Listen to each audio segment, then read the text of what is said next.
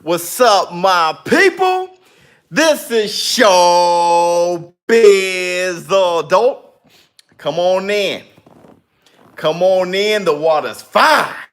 Hold on. Wait a second. Let me exfoliate. Yeah.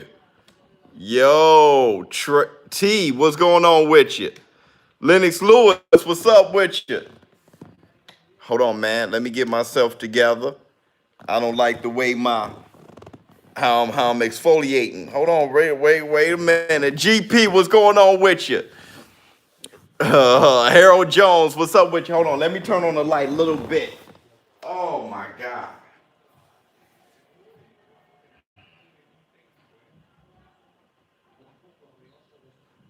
Let me turn y'all up a little bit. Woo! What's going on, man? James Franks, what's up with you, man?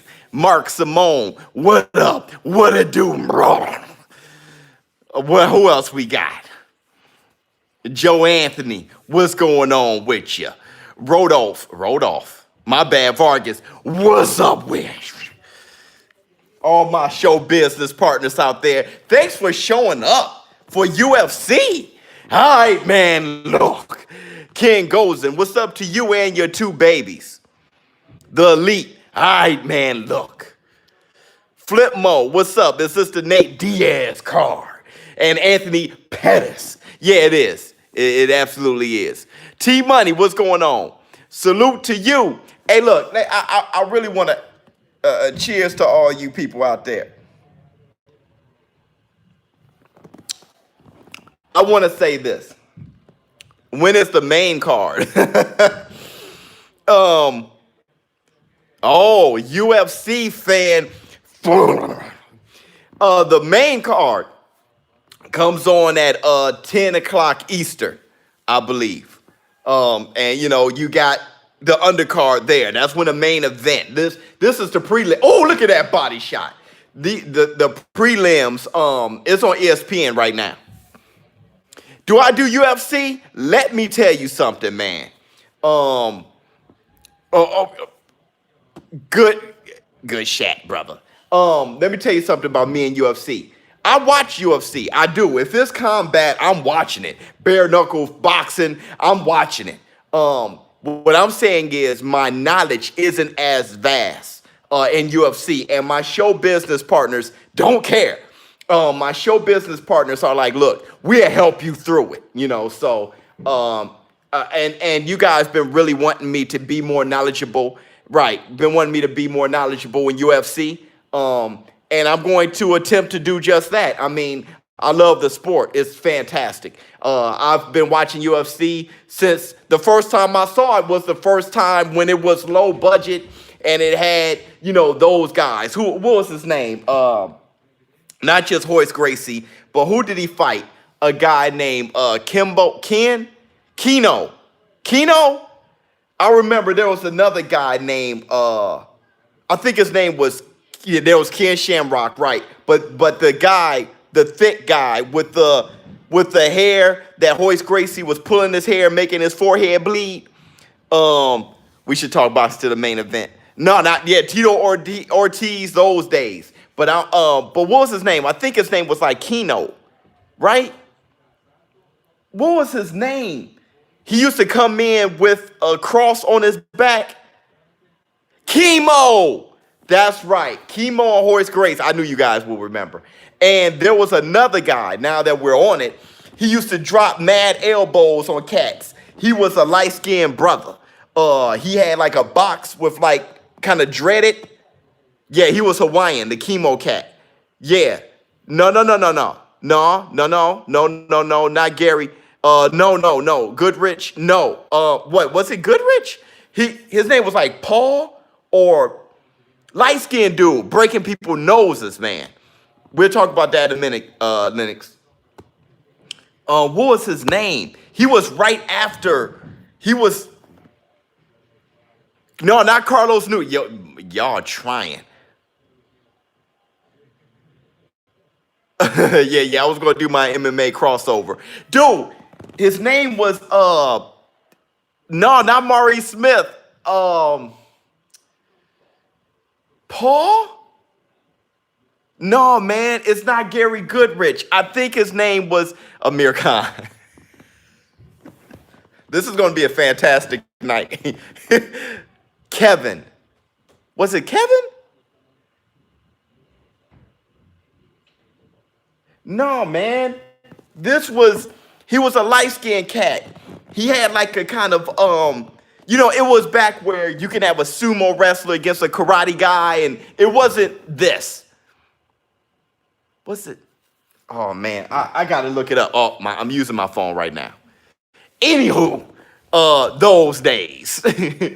Oh, my God, I'm definitely going to get it out there. Kevin Hart, Butterbean. Anyway, so, your boy, Lennox Lewis, our show business partner, not Lennox. No, man. No, not Ernesto Hoyce. No. Heard the news about Fight Night returning. Okay, so, okay. First, I don't want to do our show business partner, Lennox Lewis, wrong. I understand the question, Larry Holmes versus Foreman. It goes like this. You look at the Larry Holmes versus Ernie Shavers fight. Ernie Shavers, he dropped Larry Holmes, right? He really hurt him, almost had him out of there. Larry Holmes, with that jab, his great boxing ability, he was a pretty good puncher as well. He ended up beating Ernie Shavers. The thing about George Foreman is this. The young George Foreman with the fro, better boxer than Shavers, but he was only good for about 5-6 rounds, right? 7-8 rounds. I mean, if they didn't stop the fight against George Chuvalo, Foreman got tired punching on his chin. Think about Foreman against Ron Lau, right? Foreman didn't have that type. That's why I said the better boxer. What's up, Glass Joe? Old bald Foreman was a better fighter than young Fro Foreman. I think I got Larry Holmes beating Foreman, though I think George Foreman, in my opinion, is the second best heavyweight of all time. I've always said that, and I know it's so strange, but in that fight, I would give a slight edge with my more mature mind to Larry Holmes. As far as, I think Foreman drops Larry Holmes, but Larry Holmes gets up. He did that with Ernie Shavers. Spence said AJ has no chin in the interview. Yeah, there's a lot of things. AJ has a few. Foreman's technique wasn't pretty, but it was. And plus, he won the gold doing that. I mean, Foreman was one, and he bounced on his toes. And he had that mummy style, right? He used to parry punches. He did a lot of boxing in that technique he had. He wasn't just a slugger. As far as Fight Night and Clarissa Shields, I hope Fight Night comes back. I really do. I think the more the merrier. I'm not trying to, us with Hard Knock Nights Live, and this is Hard Knock Nights Live here. I'm not trying to corner the market. We're not, I think that's it helps us as a company if we were to monopolize, but that's not even why we're trying to fill the void and have a boxing game. It's for the people. So if the people can have their choice, I still think as a consumer, it's just like Madden and EA Sports. No diss to EA Sports, but it would be nice if we had a choice as consumers. It works well for EA Sports, but I'm just saying. So I think of that, and we think of that at Canada Studio about Hard Knock Nights Live. Hey, we're going to make the best boxing game we can make. And if the customer buys our game and Fight Night, or if there's another, if they have the decision, a choice to make, that's just better for the sport of boxing. So, like I said, the first time I announced Hard Knock Nights Live, we said, hey, make the fighting games. It's a shame that there's been a void and a desert, and nobody's been able to play with, these guys that they see every day. There's no Errol Spence in a boxing game. So, no, the game's not out right now. It's being developed. Gameplay should be coming soon. A trailer is a rare, very great trailers in the works. What happened was We had a great show out at Evo when we presented the game.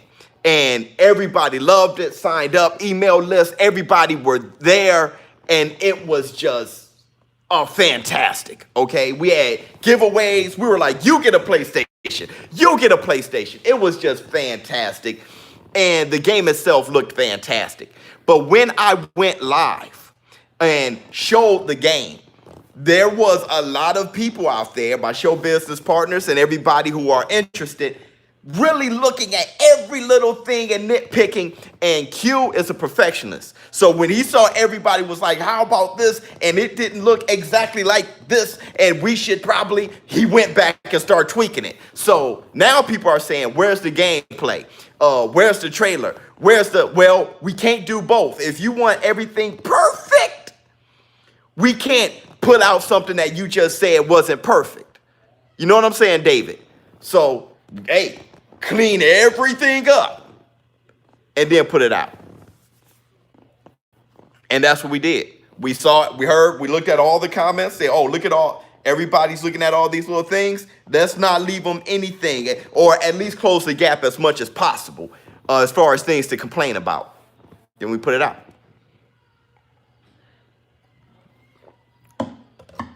TK, what's going on? AJ is not focused. Pacquiao, the most excitement fight ever. Dillian White could do UFC. No boxer can do the UFC, not in my opinion. AJ seems extremely focused to me. Why do you say that? Why do you say he's not focused? What's your opinion on the IBO belt? I think all those belts should go. I think there should be one belt. That's how I feel. Joshua versus Lennox Lewis, bro. Loma can't do MMA. No. What's good, ShowBizz? What's going on with you? Drama with Lennox. Yeah, that's right. I'll buy your game first. Thanks, Jack. One true belt. That one belt. I mean, that's the whole thing. And that's why everybody is so disgusted with all the different promotional companies. And let me say this. I know this is UFC night, but there's all these prelims. When the main event card come, I'll discuss it. And I'll do more live commentary. But let me say this. When I made that video about the PBC and Top Rank, okay, I wasn't trying to say which one is really better. I was actually bringing to light that we shouldn't even do that. They're the same thing. When you have the leverage and you have the muscle to get all of the money, when you have both fighters in the event and you get all of the money, financially, it behooves you to make those matches first over joining another promotional company when there is an interest. Look, there's an interest in Danny Garcia versus Errol Spence. There's an interest in Sean Porter versus Manny Pacquiao. There's an interest in Keith Thurman versus Errol Spence. There's an interest. There's an interest in Deontay Wilder versus Andy Ruiz. There's an interest in Andy Ruiz versus Kaunaki. So they're going to make those fights and get all the money, okay? And that's just been business. That's been the way forever. You know what I'm saying? And for some reason, you have people saying, you finally start seeing it our way with the PBC. I'm not with the PBC. I'm ShowBizz, the adult. You have people saying, talking about, nice way to bash Top. I'm not bashing Top Rank. I got mad respect. I'm watching ESPN Plus right now. People thought that I was getting an envelope from DAZN. I'm not with any of them. But I understand what's going on.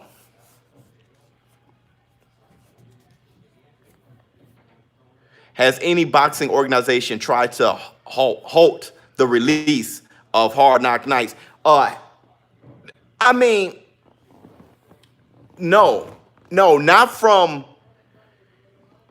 not like that. Here's what everyone has to understand. Okay, with Hard Knock Nights, you think Foreman hit harder than Tyson. Yeah, I do. I think Foreman hits harder than Tyson. And I'll tell you why in a minute. But here's what's going on with Hard Knock Nights Live. In order to get, let's just say, I'm not going to release, I signed an NDA, so I can't tell you guys the roster. But let's just say you want Deontay Wilder in the game. Let's just say you want Gervonta Tank Davis in the game, or Floyd Mayweather, or Manny Pacquiao, or, you know, Tyson Fury, or any of these guys. That doesn't happen for free. When people be like, hey man, make sure you ain't gonna have a game unless you have Tyson Fury and George Foreman. You gotta pass money out. There is no boxing organization halting the game, but there's boxing organizations with a different price. So that's what's going on. That's what goes on. It's like, man, dude, you know, it costs this much to do this and this much. And plus, on top of that, we're all for paying the boxers. We're all for paying the boxers. So, you know, it takes money to make a game. And it takes a lot of skill to program and develop a game. And you got to listen to what the people want and try to pull that off. And people are changing what they want constantly. So it's to make sure you come out with a game that everyone loves and everyone's going to buy and support, you got to listen to the people, man. And you got to be able to be financially strong and give away. Oh, it's 3:30 out there, man. So who punched harder, Mike Tyson or George Foreman? I got George Foreman. I think George Foreman punches harder than Mike Tyson. And the reason why I say that is because there's some stuff on my neck. Oh, thanks, man. The reason why I say that is because when Mike Tyson threw his punches, he got full leverage. Think of Mike Tyson, right? Mike Tyson squatted down, bam, you know, boom, boom. When he hit you to knock you out, he came like bam, bam, right? Boom. George Foreman, think about that punch he knocked out Michael Moore with. George Foreman, he threw punches like, and he was knocking people out. That is a harder puncher, okay? He got bigger hands. He's a stronger man. And he got more weight. That's a harder puncher, man. Gang stalking. If there was one fight Floyd would come back for, no thinking about it, is De La Hoya. I think it's Habib.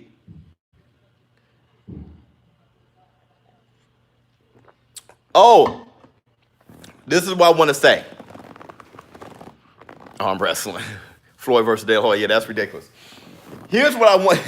Wait, that was actually a diss towards Floyd. That's funny. Here's what I want to say. So, it's so hard now for me to do a live stream, do anything without giving something away. Oh, I'm drinking cranberry juice. It's cranberry juice. Only cranberry juice. Without giving something away. I'm giving these away.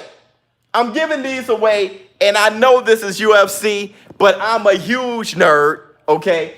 And I'm giving away Kid Buu. I'm giving away Kid Buu. And I'm giving away Goku. And all you need to do to win is like and share and subscribe. That's all you need to do. Like, share, and subscribe. And I'm going to say that for look, just like, share, and subscribe. Get us popping. Get us to 50,000 subscribers. But I'm giving these away tonight. And I will announce it in my next video. Who got them? I'm getting the Boo one. I feel you. ShowBizz the fan. What's up, my people? Vegeta better than just saying, yeah, I almost got him. I want Goku. Okay, much love. Top 3 fantasy fights. Better boxer, Goku or Vegeta? Man, Vegeta's just my guy, man. You know, have you ever kissed a girl? Okay. Top 3 fantasy fights that I would like to watch. I got you. I would love Evander Holyfield versus Joe Frazier. That's probably my all-time favorite fight I would like to watch. I would love to watch Roy Jones against Sugar Ray Robinson and Mike Tyson versus Muhammad Ali. Those are probably my 3 favorite fantasy fights. If you had to make a fight card main event with 3 fights, who would they be all time? Your son is adorable. Great video. Thank you, Mr. Nobody. That's pretty much those 3. Marciano versus Ali would be a great one. That would be a great one. I got Ali on points. Hit the like button. I would kill to see Tyson versus Ali. Yeah, Tyson versus Ali is intriguing, though I have a clear understanding of who would win. I would just like to see it. A boxing question on Facebook. Okay, I get to it, man. I get a lot of them. I definitely get to it. What up, ShowBizz? Sir, what's going on with you? Ali wins. Yeah, I got Ali. Queensberry, I'll be back. Got to put my kids to sleep. You got that right. Errol Spence versus Lomachenko. Errol Spence way too big. Tyson versus Ali. My all-time fantasy fight. I hear you on that. How long you have been working on Hard Knock Nights game, man? A year. So far, a year. Spence versus... No, man. Let's see. Yeah. Ali wins before the weigh-in. James Toney versus Mayweather Jr. James Toney too big. Fury versus Ruiz. I got Fury. Hitman Hearns versus Canelo.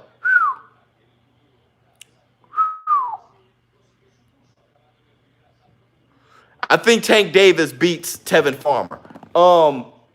I'll tell you why in a minute. Tommy Hearns versus Canelo is... I think I've heard that fantasy fight before. That's a good fight. I got Tommy Hearns. I think Tommy Hearns knocks out Canelo Alvarez. I think he knocks him out. But that's a good fight. Tommy Hearns got to be careful. But I think Tommy Hearns knocks him out.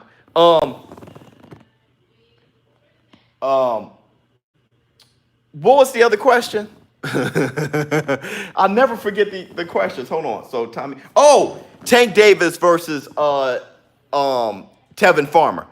I got Tank Davis strictly because I think Tevin Farmer has pop and not power. And I think Tank Davis has power. And I think Tevin Farmer is going to be there for Tank. He's going to land on Tank, but I think Tank lands back with power. I've seen Tevin Farmer get gassed. I've seen Tevin Farmer hit too easily before. Tank Davis, with his hand speed, the way he can walk you down, and his power, I think Tank Davis beats him up. But I think it's a highly contested fight. I do.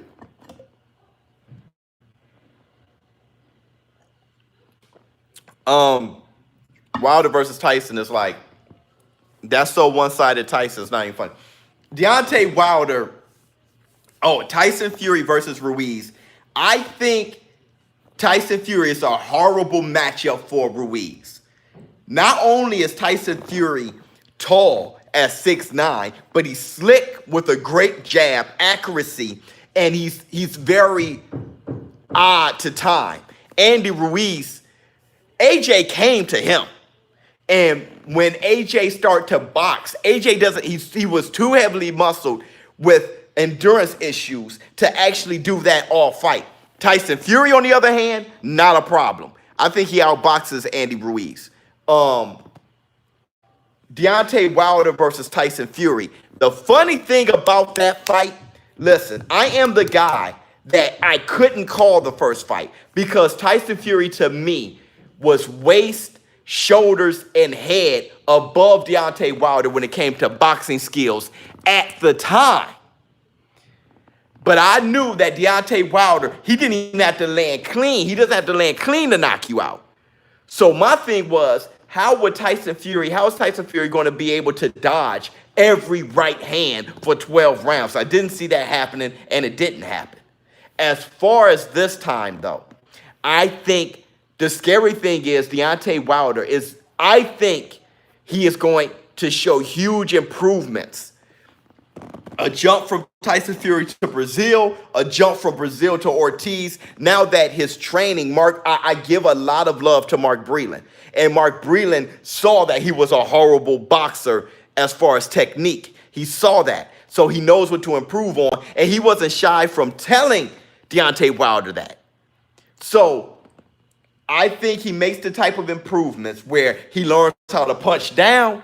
He throws an uppercut in there. Don't be surprised if, though Tyson Fury will still be a better boxer than Deontay Wilder, Deontay Wilder learns how to throw that right hand more accurately the second time. With Deontay Wilder having Mark Breland in his corner and already having experience with going 12 rounds with Tyson Fury, I think Deontay Wilder, he lands those shots better the next time. Now, here's the thing that people don't really include when discussing Tyson Fury versus Deontay Wilder. The fact that Tyson Fury will probably be going for a knockout himself. And that's not really just saying, oh, that's a huge gamble for Tyson Fury. But what that is also saying is, I saw Tyson Fury hurt Deontay Wilder in the 12th round. So Tyson Fury can hurt him. So there may be fireworks the second time. We'll see what happens. I give a slight edge to Deontay Wilder this second time, though, because I think he improves. And, yeah, Wilder by KO, that may happen. Ortiz is old. I think Ortiz is shot, and I think Deontay Wilder shot him.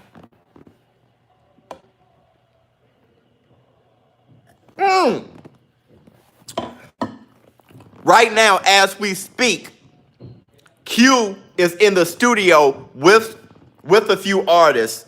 They're hashing out some songs that are being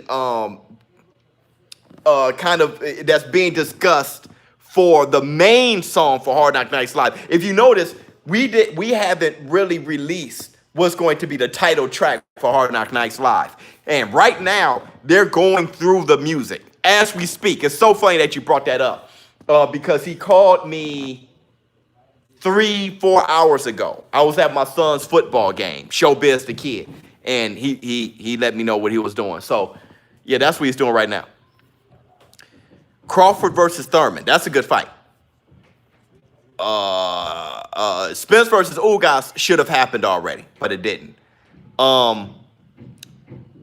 Are you a Floyd Mayweather fan?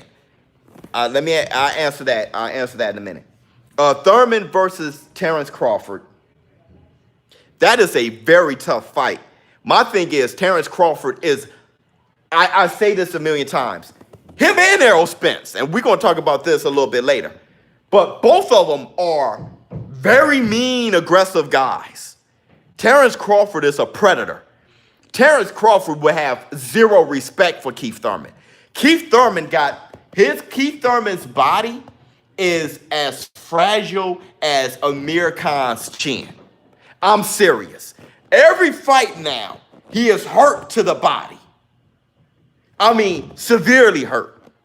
So I think Terrence Crawford rips his body. And I think Keith Thurman looks for a way out. As far as me being a Mayweather fan, I'm going to simply say this. And if you want me to go further, I will. We'll destroy Errol Spence. There's no destroying Errol Spence. And there's no destroying Terrence Crawford. That's a great fight. You don't have to say that, put it in caps and say one person is way better. It's not like that. It's a good fight. And that's what makes it so fun, right? If Terrence Crawford would destroy Errol Spence, there's no sense of even wanting that fight. Let's not even want that fight. As far as Floyd Mayweather, am I a fan? I'm going to say this. I am a fan of boxing. That's why people get so confused in my comments. I'm a fan of boxing, yo. So Mayweather did great, excellent things in the ring. I'm a fan of that. Yeah, I appreciate Floyd's style. He was very advanced, very smart. I'm a fan of Manny Pacquiao. I'm a fan of Errol Spence and Terrence Crawford. I'm a fan of AJ and Wilder. I have no idea how liking Terrence Crawford means Errol Spence suck. Being a fan of AJ means Wilder suck. All this stuff is ridiculous to me. Yeah. Floyd as a person. But anywho, I'm talking about as a fighter. I'm a fan of boxing. Being a fan of Manny Pacquiao, how does that mean Floyd suck? I'm not that attached emotionally to. I like them all. They can fight. I don't know how men get like that. You know how we can look at other men and be like, as fans, and be like, man, this man is my favorite, so this guy sucks. No. Terrence Crawford is a great fighter. Errol Spence, boy, that'll be one heck of a threat. Let me tell you something. This wraps it up in a nutshell. My father, he passed away right before I was born. But there's this story that my oldest brother tells about my father, who was a huge boxing fan. That guy was a huge fan of Sugar Ray Leonard. My father was a huge fan of Sugar Ray Leonard, right? Yeah, no, it's all good. It's all good. But thanks. My father was a huge fan of Sugar Ray Leonard. And my father, he never saw the fight. He passed away before the fight happened. But he told my oldest brother, you know, when he was a little boy, he told my oldest brother, there's a guy named the Motor City Cobra, Tommy Hearns, that I'm afraid for Sugar Ray Leonard. That's a boxing fan. That's a boxing fan. Right there. You can say Errol Spence, I am a fan of Errol Spence, but that boy Terrence Crawford is going to give my boy problems. You don't have to say, I'm a fan of Errol Spence and he's going to destroy everybody. That's not being reasonable. Am I a fan of him beating up? Look, I'm not a fan of Sugar Ray Robinson beating up his wives. Sugar Ray Robinson beat up every woman he was with. I'm not a fan of that. I'm not a fan of Mike Tyson doing coke. I'm not a fan of that. I'm not a fan of Muhammad Ali cheating on his wife and then getting another woman. I'm not a fan of that. There's a lot of things I'm not a fan of. But I don't have to be a fan of their person. That's their prerogative. I'm not dictating their lives. What they eat don't make me shit. I don't know what they do. The person that you think is the greatest person in the world, you don't know what he's doing behind closed doors. A great example of that was the Subway guy, Dave. Look what Dave was doing. People had no idea. Bill Cosby, look at what he was doing. He was America's father. So what I'm saying is, I don't have to love them as a person. They don't affect me. The only thing that affects me is watching a fight and me being entertained. As a boxer, Floyd can fight. Manny Pacquiao cheated on his wife and had a drug addiction. I'm not judging Manny Pacquiao. Cosby, you know what I'm saying? Boxing. I mean, man, people mess around look at Floyd for smacking a girl, which you should never do, and then be like, Manny Pacquiao's the man for doing drugs and cheating on his wife. Like, stop. Stop. Look, they all got their dirt. People got their vices. I don't judge them. Who am I? I've done some shit too. Yeah, man. I'm not going to sit here, do the stuff that I do, and then judge other people. Like, that's insane. I'm not a saint. You feel me? Tell us how you really feel. Double standards all day. Who am I? I'm not perfect. I think Jesus Christ, I was the only one, right? I'm not Jesus. I don't know what's going on. Oh, let's see. Rocky Balboa versus Manny Pacquiao. Right. Nas versus Jay-Z. Blame it on Bobby Brown. Yeah, you've been here. You've been a show business partner for a minute. This is still the prelims, everybody. The main card isn't on yet. I think somebody got knocked out, though. We missed it. Talking junk. Oh, who do I have? I'm going to tell you, man.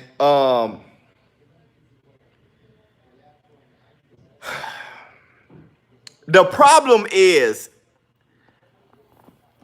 Cormier, Cormier is fantastic. One of the greatest fighters to ever do it, right? Let's keep it a buck. Cormier is one of the greatest fighters to ever do it. What he did in the heavyweight division, I remember that's when I first saw him. So I'm not sure. Did he start in the heavyweight division? I'm not sure. I remember when I first saw him, this little guy, I'm like, man, it's odd how he's beating these guys. As strong as a bull. Then went to light heavy and did what he did there. Cormier is definitely one of the best. I'm gonna tell you this though. He is losing a step. Cormier, this could be the fight Cormier just get knocked out. Okay? He is losing a step, and that what makes it, I'm rolling with stock. Yeah, I'm feeling a certain way. Cormier is greater than him. He just seems small compared to, it's just odd. The Saints, my favorite NFL team. You know what I'm saying, Queensberry? Like, Cormier is so, there was a fight I saw Cormier that really threw me off. One was when he fought Anderson Silva, and I know he wasn't training for him, but that threw me off. And when he fought Derek Lewis at the beginning, I mean, maybe I'm looking too weird, looking into it too odd, but this could be the fight, y'all. Really, the Saints got robbed last year. Oh, let's not talk about it. I can't talk about it because the Saints, because the Rams is my oldest brother's favorite team. And when it went that way, I was, furious.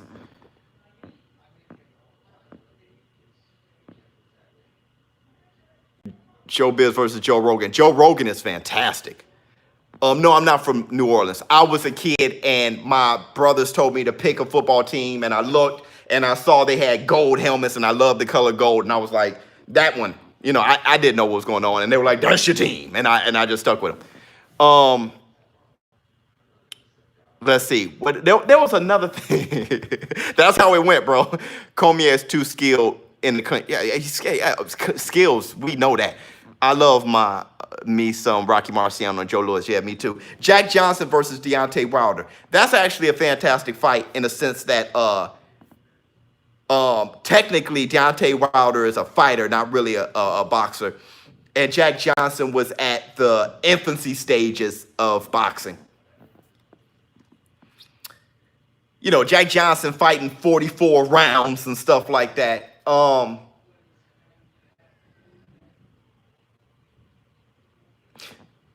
Let me do it like this. If Jack Johnson was trained by Buddy McGirt, if Jack Johnson had Cus D'Amato, or if Jack Johnson had whomever, Virgil Hunter, if he had any of those guys and he was trained, if just an athlete, trained how these guys are trained today, I still don't know. That's a good fight. But Jack Johnson was strong as a bull. That's a good fight. But maybe Jack Johnson. Because I feel weird about Deontay Wilder's chin. I do. And people don't bring that up. Yeah, I'm digging bare knuckle boxing too. What's your take on the boxing rec? Okay, look at here. The boxing rec list. Let me tell you something, dude. Let me tell you something. I don't have the list in front of me, okay? Someone hit me in my DM. One of you show business partners hit my DM on Instagram.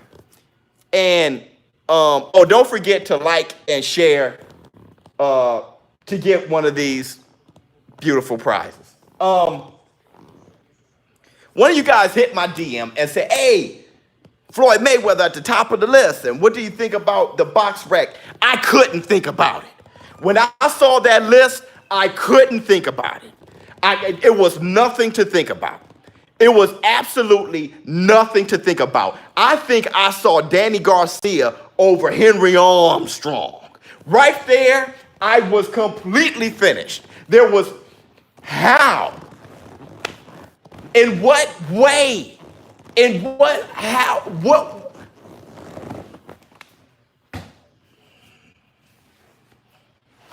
In what way? Dude, I saw Danny Garcia over Henry Arms. It doesn't matter Floyd Mayweather being number one at that point.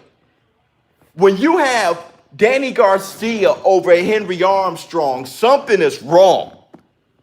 I can't. In what way? Accomplishments? No. Fighting? I'm talking about as a better fighter. No. I don't know. There is no way. At that point, I was completely dissatisfied. Emmanuel Augustus, everybody plug my shirt. Plug that Hard Knock Nights Live shirt. Yeah, we gave these away at Evo too. Who is the best QB ever? Oh, that's funny. I don't. That's so debatable. Voter points. I don't. Boy. I don't care what we going by. That's ridiculous. Oh, because people don't know who Henry Armstrong is. He's 44 or whatever he was. Box rec. That's ridiculous. Everyone knows who Floyd. That's ridiculous.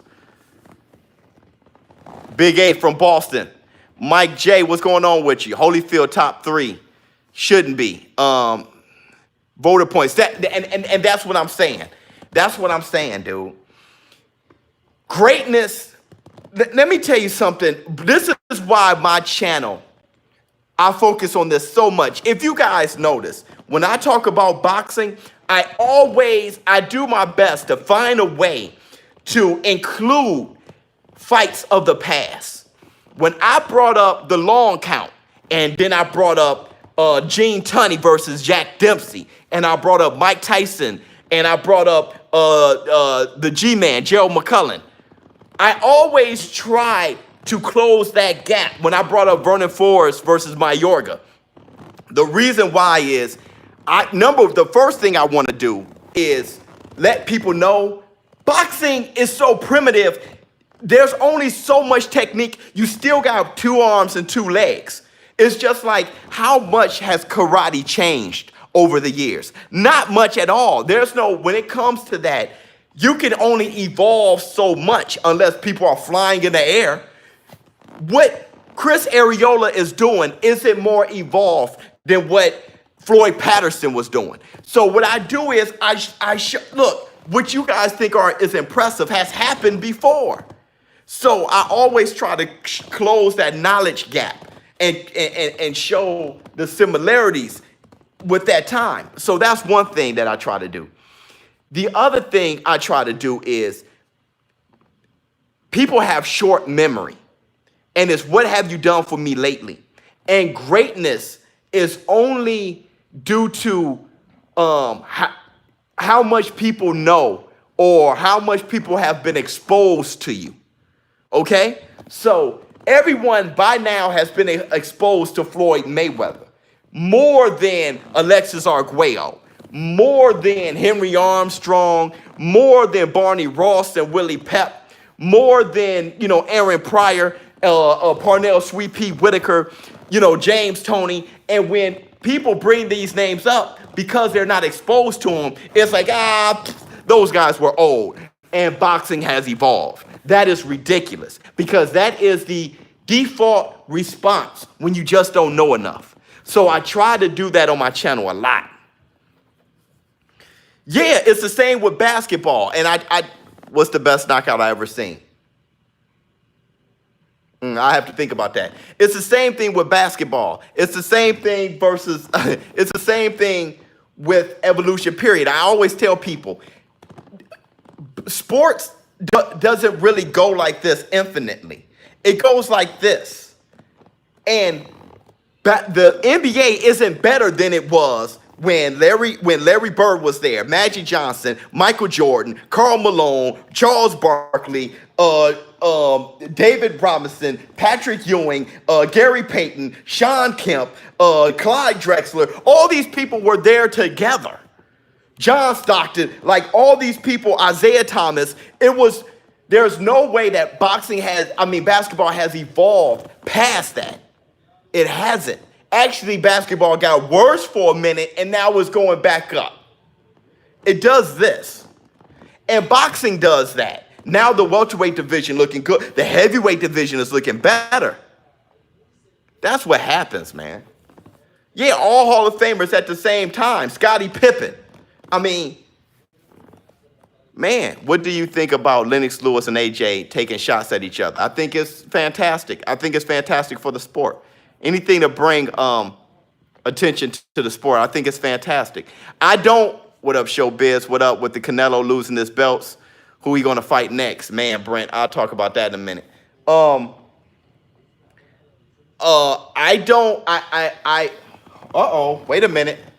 Wait a minute. I think the main card is starting. Hold on, because I paid money for this now. Boom. The main card. Boom. Thank you for your purchase. All right. So where was I? Lennox Lewis is one of the greatest of all time. Heavyweights, fighters, period. One of the greatest Olympians of all time. All of that good stuff. I met Lennox Lewis on a few occasions, spoke to him many times. But Lennox Lewis is also one of the better thinkers, okay? But that doesn't mean everything he says is right. And that doesn't mean AJ must bow down to him to be great. Like I said, Muhammad Ali didn't do that to Joe Louis. He didn't do that to Rocky Marciano. I know you're before me, but I'm Muhammad Ali. I am the greatest of all time. I'm the greatest because I'm different than the rest of you. AJ doesn't have to listen to Lennox Lewis cut him down in order for him to be great. Look, you got a problem with how I do things. I tried, but guess what? I'm about to do things my way. So I feel both of them. Thoughts on Skip Bayless saying Floyd Mayweather lacks basic fundamentals in his boxing skills. That was ridiculous. Floyd Mayweather did everything within his skill set at a 10. Canelo Alvarez. It's a shame. It's a shame. The thing is, though, I think is Canelo Alvarez losing all of his belts is due to his knee injury, and people don't want to mention his knee. Canelo Alvarez can't just jump in the ring. They're wondering, man, what's going on with Canelo? He didn't make the fight with Derevchenko, and he couldn't make the fight with Kovalev. And I don't know if the fight gonna pan out with Andre. And look, let me tell you something. Canelo Alvarez got a knee issue, bro. He has a knee issue. And you got to get a real good Canelo Alvarez right now. They trying to scope his knee, see how he's doing. And that takes time. And in that time, he's losing belts. They knew it. Let's give him the franchise title so he doesn't lose his position in the WBC at least. I'm telling you, man, that dude got knee issues. As far as Yard against Kovalev, main event, main card about to start, y'all. This is going to be a good card. Oh, they showing all the commercials. All right. I keep calling Cormier ain't that much older than me, dog. Anyway, Kovalev versus Yard. DC is the main event. Kovalev versus Yard. Here's the thing with that. When I watch Yard, I think I said this before. When I watch Yard has and I'm going to cut a video on this, but I'm going to give you guys a preview. Yard has a very Roy Jones-esque left hook. You got Yard, Donald? He got a very Roy Jones-esque jumping left hook, okay? That he closes the gap well. He got great speed, very good power, all right? This guy has a ridiculous hole in his defense, and you can't have that when fighting the Crusher. You can't have that, okay? I see him hit flush because he may have the weakest Philly shell I've seen since Adrian Broner. Somewhere around Berto, His stuff is somewhere around Berto or Adrian Brooklyn when it comes to his shoulder roll. Because of that, I got Kovalev winning, man. I just don't think Yard is all the way there yet. Yeah, he grew up on him. Yeah, I got Kovalev. What's up, BK? I ain't say what's up to you. Matthews, what's going on with you? Nigel Ben versus Gerald McCullen. Yeah, that was horrible night. Opinions on Skip. Man, Skip, Skip. I have nothing ill to say about Skip. I mean, only thing about Skip is, but what goes on with Skip is what goes on with everybody. I mean, my man, Shannon Sharp, is the same thing. They have guys they like and they rock with. So the fanboy stuff that they push is good, make for good TV when they're debating each other. It's funny. They know what they're talking about. AB Swiss cheese, yeah, man. What it do with you, Mark Hughes? Jon Jones is a cheater.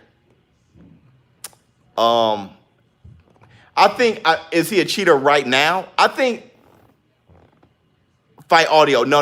I can't have fight audio. I get copywritten, man, and that's horrible. I hate that when it happens, and then I have to take my video down.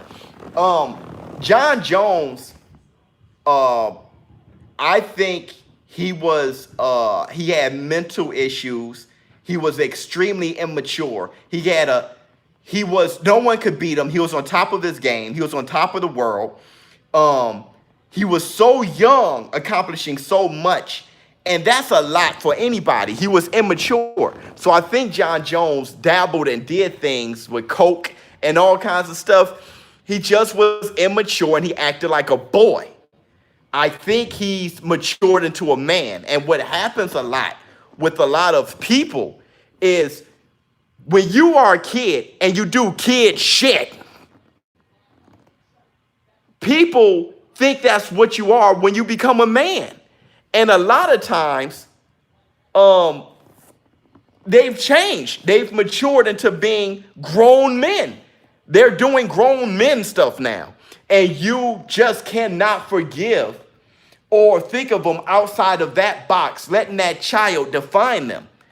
I was a child before, so I understand having immature thoughts. And there were people who had to smack me upside my head and straighten me out. And that's what happened with Jon Jones. He got smacked upside the head and he called himself the victim, like an immature brat. He got smacked upside the head again, and then he found out, I'm the problem. Found God. And I think from now on, look at Joe Rogan, man. Dude's brilliant. His head is this big. Now on, I think he, not ego-wise, I'm talking about physically.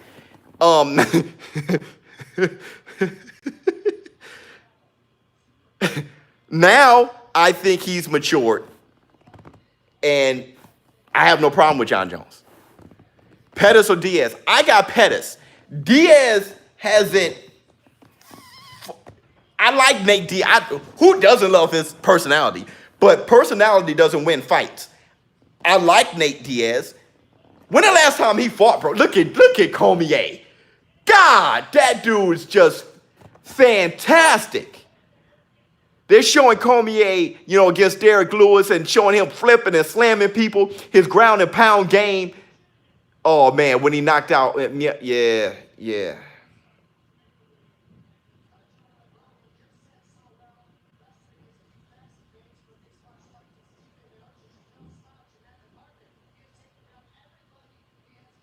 That dude, and I can't say his name. Is his name Stipe? His name's Stipe, right? Man, thanks, Pabs. Stipe? It's not Stipe, is it? Yeah, Stipe. I call him Stipe. That's what I'm saying. Thank you. I don't know UFC enough. Hey, look at the stare down between Daniel and Stipe. Dog, I love Daniel when he got the size on him. He looks good. Man, thank you so much. Still pay. Yeah, I still paid for this fight, though I got ESPN Plus. They still I still had to pay for the pay-per-view. That's the thing that trips me out.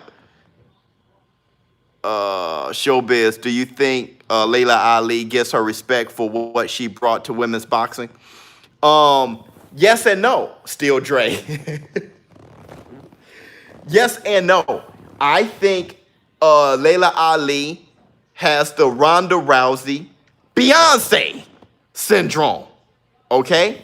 I think Layla Ali was so good for reasons that are just common sense. One, her genetics. Two, she took fighting seriously. Three, she just was a damn good fighter.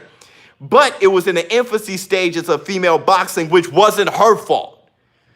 But I think people only judge her on that. She's beautiful, she was great and amazing, and people don't want to give her just that credit. People love tearing down monuments. So even with Ronda Rousey, they were looking for the day she lose. Not thinking of what she gave to the UFC, what she gave to MMA, what she gave to women in the UFC, and what she gave to women athletes, period, when it came to female basketball, volleyball, anything. She put a lot of females, just made them feel great about being athletes. And that's what Layla Ali did. And it's that syndrome. She's a monument people want to tear down. Clarissa Shields is doing the same thing. The thing about Clarissa Shields is she has no problem saying that she is great and she's doing great things. And when she recognizes it in herself, at least let people know that she recognizes it. People are looking for the opportunity to tear her down. I say that all the time. Look, it's just like Errol Spence. I remember the hype behind Errol Spence. People love Errol Spence until they realize Errol Spence know how great he is.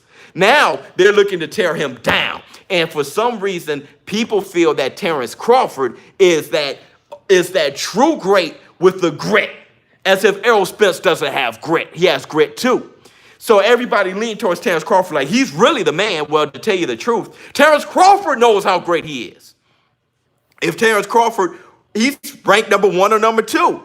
But people act like he's an unsung hero.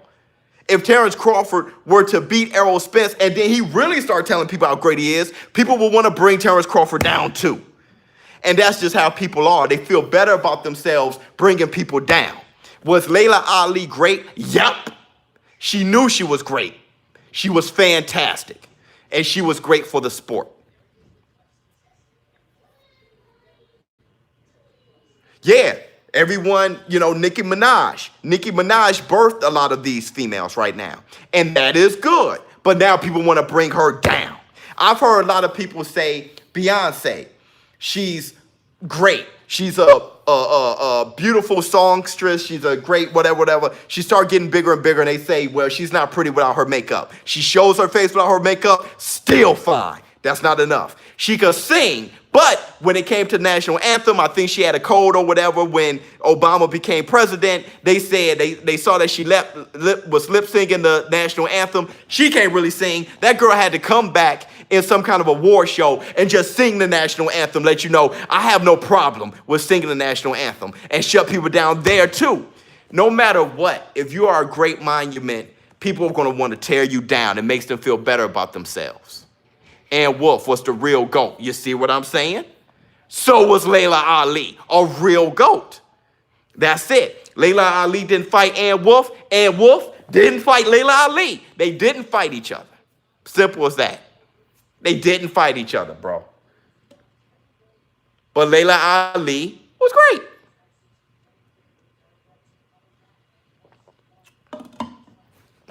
She was great.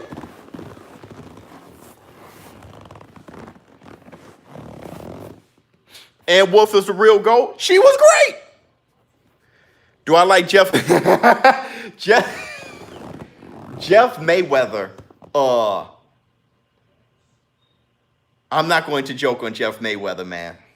I'm not going to barbecue him, dog. I love Jeff Mayweather.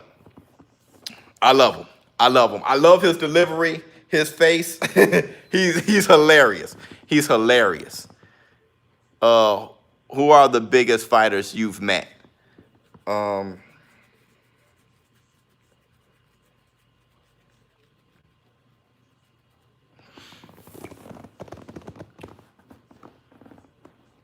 I guess you have to say Floyd, but who is the biggest? How about this? How about this? Let me do it. Let me do it this way. Let me do it this way. Let me do it this way. Let me think about this. Let me think about this. The biggest presence I've ever met when it came to boxing and fighting is Steve Willis. Steve Willis, because Steve Willis is impactful, for me at least. We've had conversations, and I don't know why. Steve Willis is he's just a very, if people don't know Steve Willis, the referee, he's the hilarious referee. He's a very private person with his thoughts. I love Steve Willis, dude. He's a very private person with his thoughts. I guess that's why he doesn't let me interview him to you guys, in front of you guys. But Steve has told me things about the sport of boxing that just changed me, man. That has totally changed me. Totally, changed me. Not drastically, but I'm talking about just the reality of it. These guys are putting their lives on the line, bro. They are putting their lives on the line. And we're just sitting back, just saying disrespectful stuff about those guys all the time. These guys right here, we act like they're some kind of sideshow circus.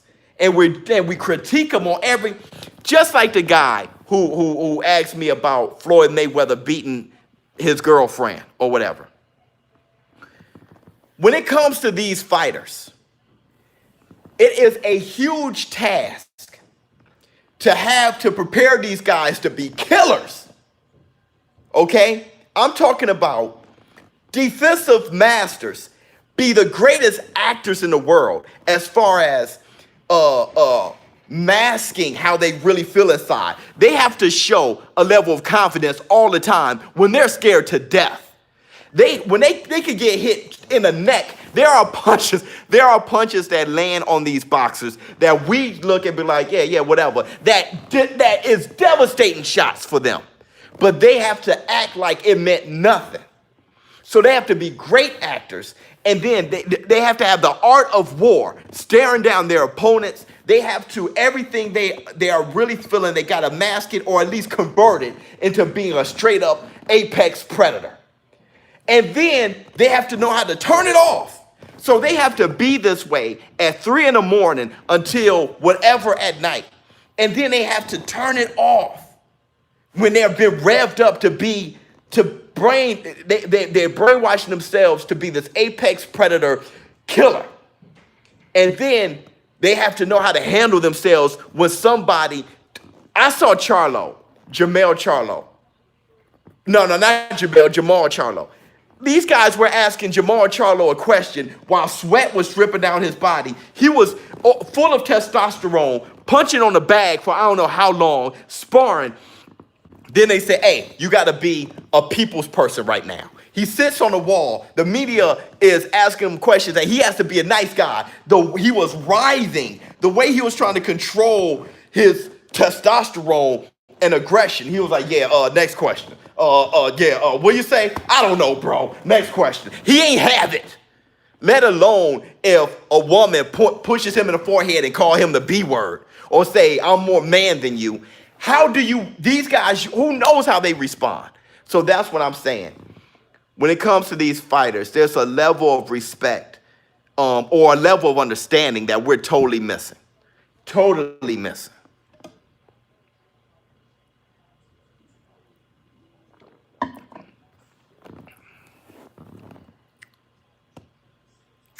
Yeah, Yoel, he's coming up soon too. Oh, this is what's his name? See, this is me not knowing UFC. This is me not knowing UFC. Jared, what's going on with you? I've seen this fighter. Oh, who did he fight? Not that long ago. What's his name?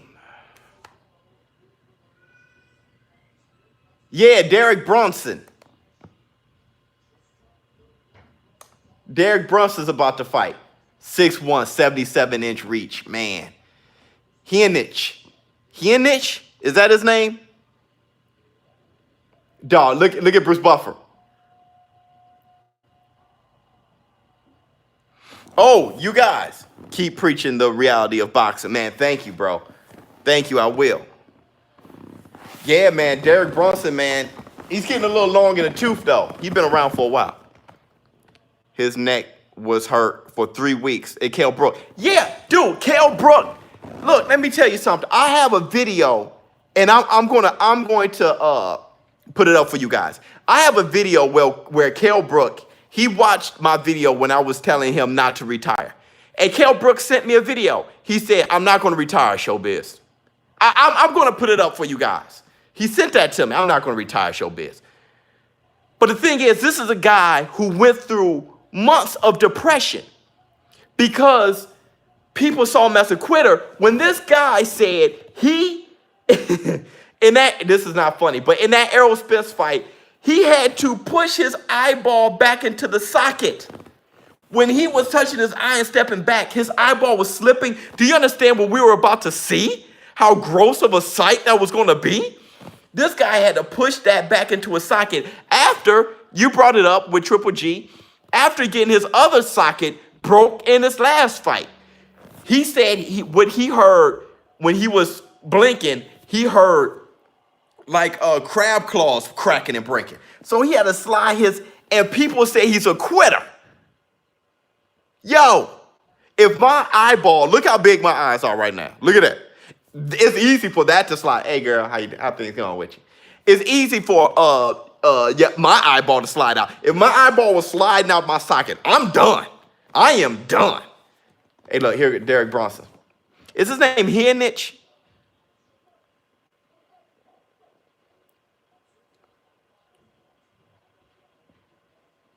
Oh, good leg kick by dog. Derek just got kicked in the face. Hip toss. You trying to bring Derek down with a hip toss. Derek is strong, boy. Oh, you got that leg trap, and he's picking him up he got him up. Derek got a Hearns? Got him up. Good elbow by Hearns. So now he just burned out trying to keep him in the air before slamming him. Hearns? What's his name, bro? Heinisch?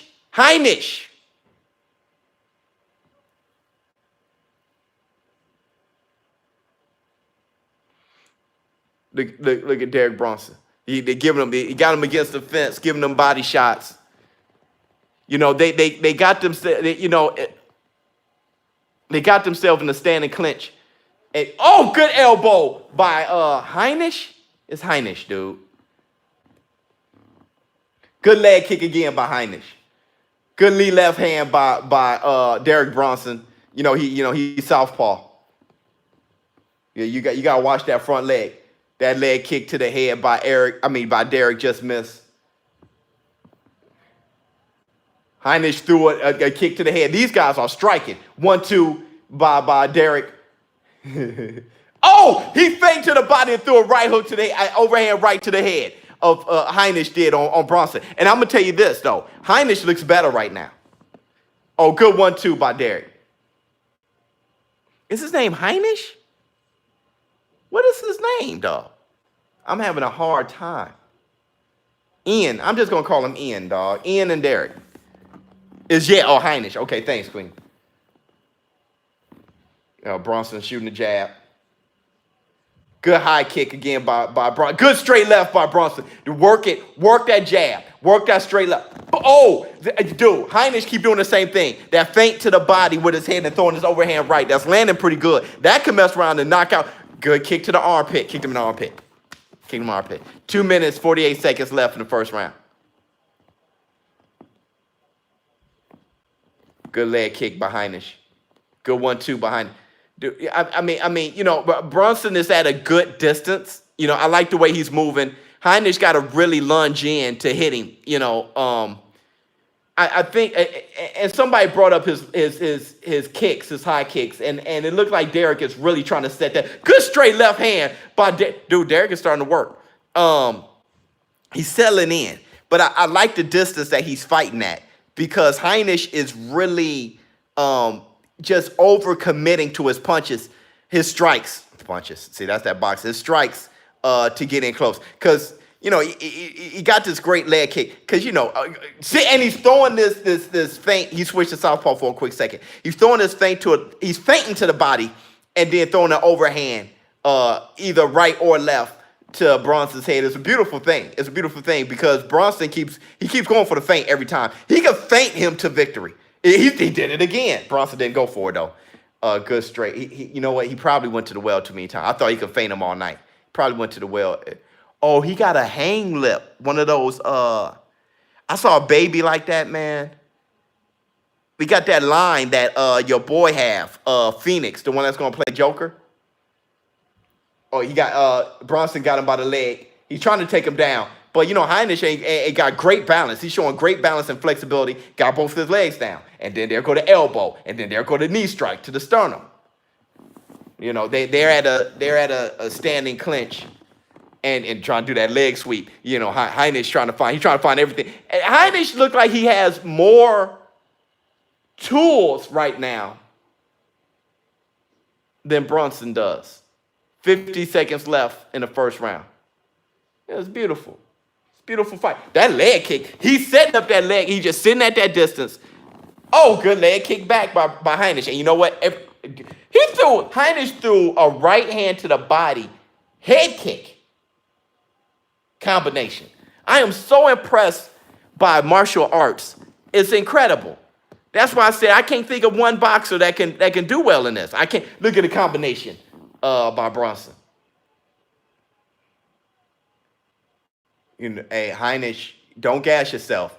Good takedown attempt by Bronson, but good spread by Heinisch, and there you go. Now Bronson can't get this guy down to save his life. He can't get a takedown to save his life. He got the back though. Got him from the back there standing. And Bronson can't. He tried to slam him and he didn't get him down. Round one's over. He did time by smuggling drugs? Dang. Hey, okay. Yo. Which one y'all want? Which one you want, man? Boom. Goku. Kid Buu. Goku. Kid Buu. Hey-ya! Hit-it-up! I like Kid Buu. Goku? I like Kid Buu, man. I like that one better. That Goku looks fresh, though. I'm not sure if you guys seen it all the way.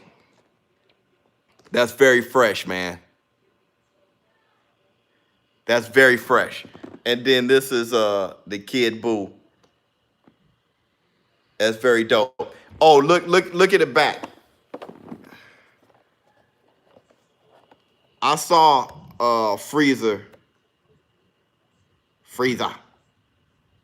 So just make sure you like, and if you haven't subscribed, subscribe and share. But please like.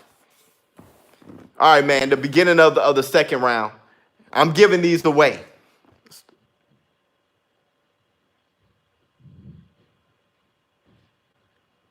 They both settled in and they both just trying to figure each other out, keeping each other at the right striking distance. You know, that overhand right, you know, that Heinisch, he's really depending on that feint to the body. And Bronson showed a little over commitment on his straight left as well. You know, Bronson is Heinisch is feinting a lot. You know, I think Bronson is more steady now. He's starting to walk him down too. That was a lazy high kick by Bronson.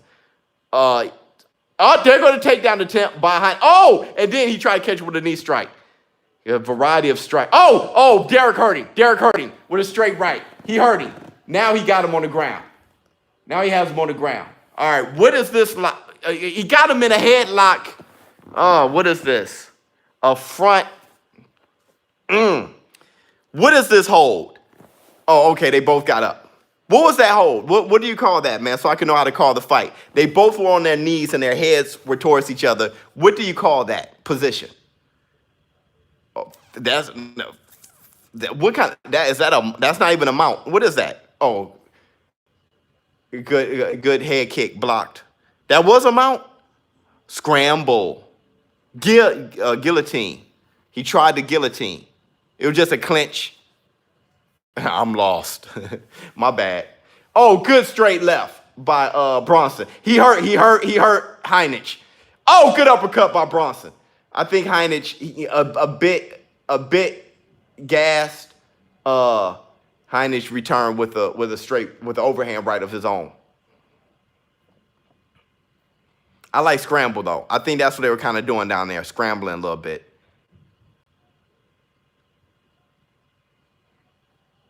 Good kick to the body by Bronson, just missed. Hey, Heinich looks gassed. He did a lot. He was throwing good combinations that were outstanding. He was, throwing jumping knee strikes and good high kick by Bronson. Bronson that experience is looking real good right now. Because I saw Bronson settle in the first round. They're just kind of punching at each other. 2 minutes, 20 seconds left in the second round. And I got Bronson winning this round. A good, three straight left in a row. Oh, Bronson is just whooping him. And now they're scrambling, right? Okay, boom. He's mounting him from the back. Oh my God. Bronson is really, he's overwhelming him. 2 minutes left in the second round. Bronson got him from the back in a standing clinch. You need him in the thigh. He got him against the fence, man.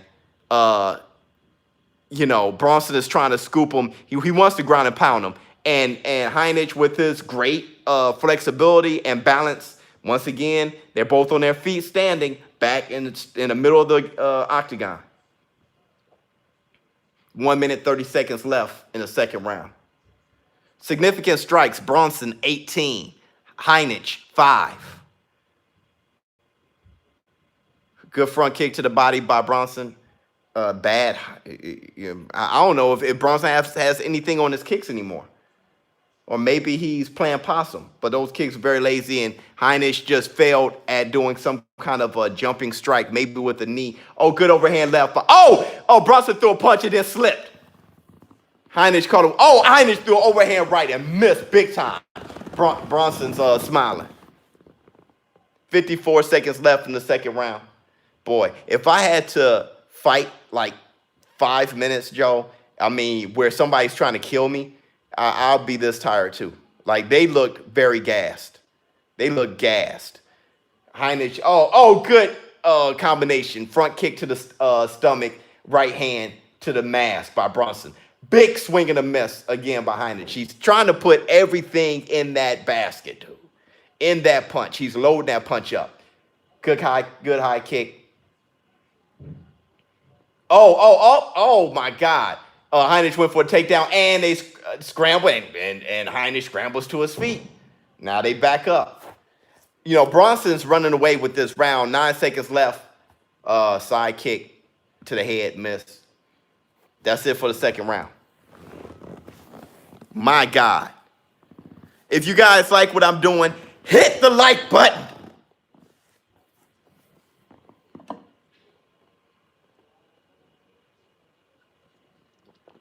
Next Future, what's going on with you?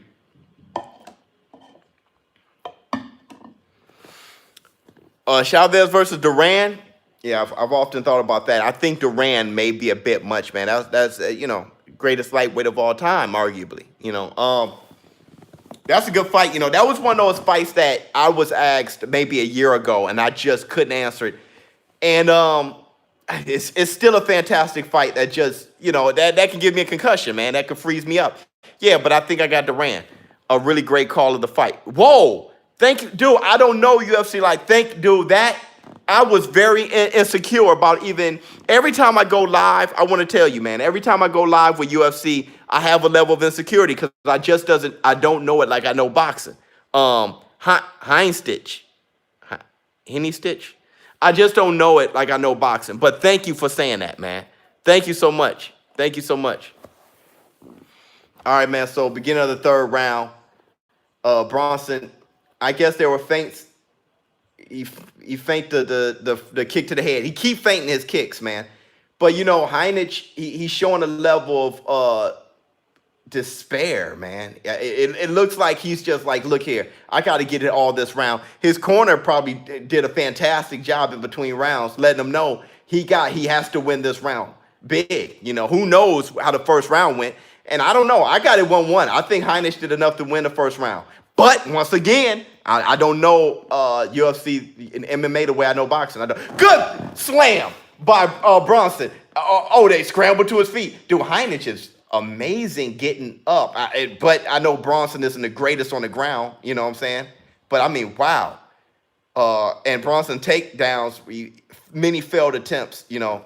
But wow, I got to give Heinisch.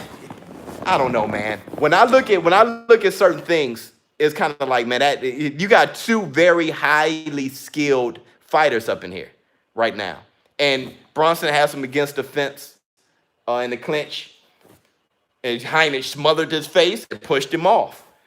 And Bronson's looked like he feels he got the fight won. I think he's getting a little lazy. Heinisch threw him with that straight right, landed pretty good on the chin. Oh, good straight left by Bronson. You know, I don't know if they have mustard on their punches. It doesn't take much. Good left hook by Bronson. It doesn't take much to get you out, man, with them small, compact gloves in the UFC. You know, if this was a boxing match, it'd be like pillows. You know, they wouldn't be feeling much because how exhausted they are. Good failed takedown the tip by Heinisch, but, you know, he's trying to hit home runs right now. Good 1-2 by Heinisch. Straight left hand by Bronson. Bronson is taking this round, but there's a lot of round left. There's 2 minutes, 50 seconds left in the round. Takedown with the trip. That's how he took him down. So he grabbed him in a clinch, you know, by the body, and then he tripped him, and now he got him mounted from the back, which that's his favorite thing in the world to do because he keeps scrambling to that. Big swing and a miss by Bronson. He keeps scrambling to that. To mount him from the back. I think he wanted to ground and pound him from the back and probably try to choke him out. Something like that.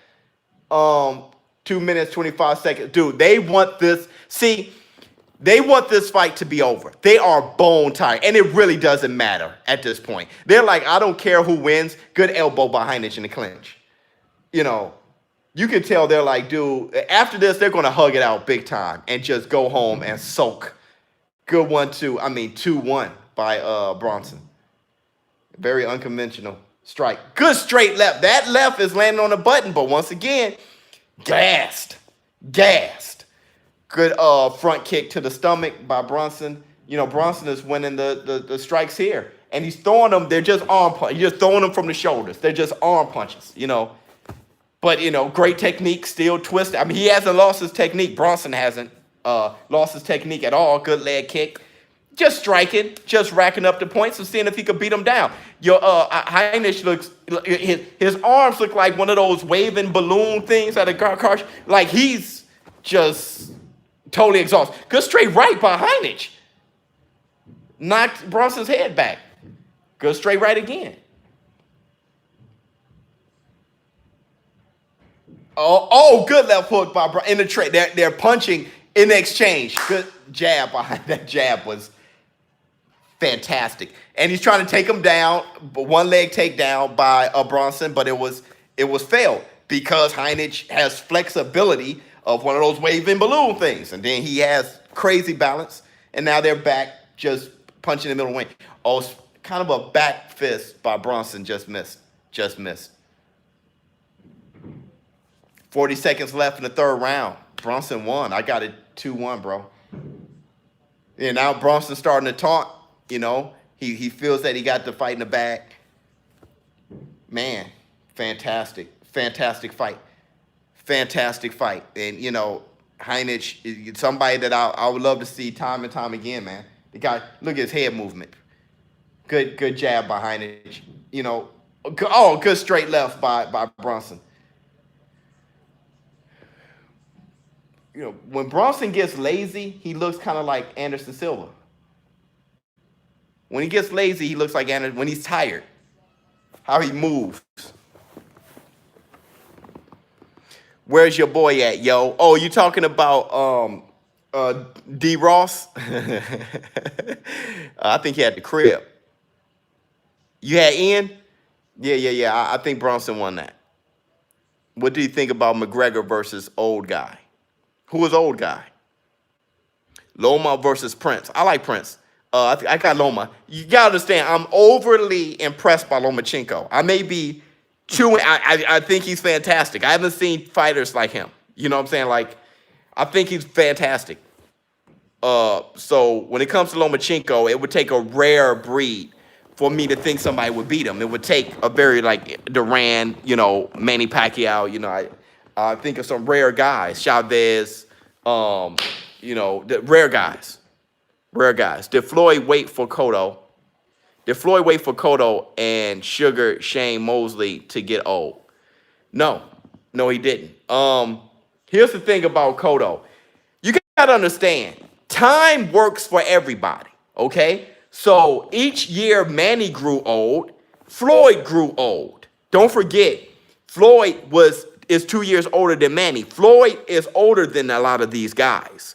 So he can't wait for Cotto to get old as he stays young. That's ridiculous, okay? Floyd Mayweather, he knew that he had a crazy decline. He didn't look that good against Conor McGregor, in my opinion. And he didn't look that fantastic against Berto. He didn't look that fantastic his last couple fights. That wasn't a good Floyd Mayweather. He aged too. So I don't think he waited for Cotto to get old. Here's the thing. He fought Cotto at 154 on top of that. So that's not a good weight class. Bronson won the decision. That's not a good weight class for Floyd Mayweather. He's not that great at 154. He looks pretty ordinary at 154. And Cotto did a fantastic job making that one of the more impressive, more fun performances I've seen out of Floyd Mayweather and Cotto. That was a great fight, one of his more entertaining fights. So I don't think he waited for Cotto to get old. I know the whole Top Rank thing was a problem, and I know Bob Arum and Floyd Mayweather had issues and the politics of the sport, but I don't think he waited for Cotto to get old. Here's the thing about Sugar Shane Mosley. Sugar Shane Mosley ducked Floyd Mayweather, and I like Sugar Shane Mosley more than Floyd Mayweather. I was a bigger fan of his, but Sugar Shane Mosley ducked him, and I remember when he did. I remember when Floyd Mayweather was at lightweight. He knew he had to move up aggressively to get the type of paper he wanted. He fought Sean Bay Mitchell, moving up, fighting guys like Chop Chop Corley, fighting Arturo Gatti. He was fighting Zab Judah. He was moving up as fast as possible, and he called out Oscar De La Hoya and Sugar Shane Mosley. But Sugar Shane Mosley he kept pushing off Floyd Mayweather. Why? He was in a position to push off Floyd Mayweather. There was a time when Sugar Shane Mosley was a bigger draw than Floyd Mayweather, so he felt like he didn't need him. But here's the thing. When he fought Vargas, for the second time, Sugar Shane Mosley was asked by Larry Merchant if he wanted Floyd Mayweather, and then Sugar Shane said no, Floyd Mayweather should fight Margarito. Why? Because my tooth is kind of loose. So Sugar Shane ducked Floyd. Okay, and I was very disappointed in that. And because I was a big fan of Sugar Shane Mosley, that doesn't mean that Floyd ducked him. I don't work that way. So Shane ducked him, and then they eventually had their fight. That's what happened. Look, Floyd Mayweather he was a powerful force as far as politics when it came to boxing. But Floyd Mayweather isn't the puppet master that everyone thought he was. Floyd Mayweather isn't so brilliant. People give Floyd Mayweather too much control. Floyd Mayweather didn't find the fountain of youth, didn't age, and waited for Cotto to age. Floyd Mayweather didn't puppeteer and make sure this guy lost and make sure this guy won and cherry pick this one when it was time and did this one. He just doesn't have that type of influence. He had influence, but people give him too much. He still had to win the fights. So Floyd Mayweather did his job. It's just that the way Floyd Mayweather went about his business wasn't good for the sport. Floyd Mayweather was all about the money, and he ended up having a great legacy because he did certain things that he overshadowed with his foolery. Okay, Floyd Mayweather had a lot of foolery about him that overshadowed his things. Here's the thing that people don't really Biz, that opinion, pure fan foolishness. Here's the thing that people don't really give Floyd Mayweather credit for. I think he lost against Castillo. I think Castillo beat him. Castillo was robbed. If you want to talk about robberies, that was a robbery. Castillo beat him in every statistic in that fight. He clearly won that fight. They gave it to Floyd Mayweather. But here's the thing that people don't give Floyd Mayweather credit for. When Floyd Mayweather had a questionable fight, he rematched. Floyd Mayweather wasn't the running guy that people thought he was. When Castillo beat him, in my opinion, Floyd Mayweather rematched him. When Maidana gave him a hard fight, I think Floyd beat Maidana. But there's people who think Maidana won that fight. That's fine. Floyd Mayweather rematched him. So I got to give Floyd Mayweather credit for having that integrity. But he overshadowed those great things with his foolishness and his foolery. And it put a stain on the sport. It did. It did. Right now, they're showing just commercials. It's in between fights. And also, I do want to answer my show business partners. So it's really about you guys, too. Who do I have between Nate Diaz and Anthony Pettis, man? I said this, dude. I know Anthony Pettis has had his tough times. And look, I don't know UFC and MMA the way I know boxing, but I'll tell you, this is how I feel about it, since you want to know. Pettis has had his rough times, man. And Pettis, he shot up to stardom, and then from then on, he was just really struggling. There wasn't a fight. There was like a good, he won his last fight by KO, right? I think. So he got on a little streak where it looked like it was over for him. But Nate Diaz been gone for so long. Pettis hasn't stopped fighting, bro. There's something, timing is a lot. I don't know. I don't even know if Nate Diaz really feels that he's going to beat Pettis. Yeah. Thanks, Brian H. Thanks for confirming that. I don't know if Nate Diaz feel that he's going to beat Pettis. But I know Nate Diaz got mad heart, and he's gritty, and he got great dirty boxing. He does his thing. He can fight all day long. It doesn't matter if he's on drugs or not. But Nate Diaz, man, he's been gone for 3 years, bro. His last fight was McGregor. I mean, not Nate Diaz, but yeah, Nate Diaz. His last fight was McGregor, right? That's tough. That's tough.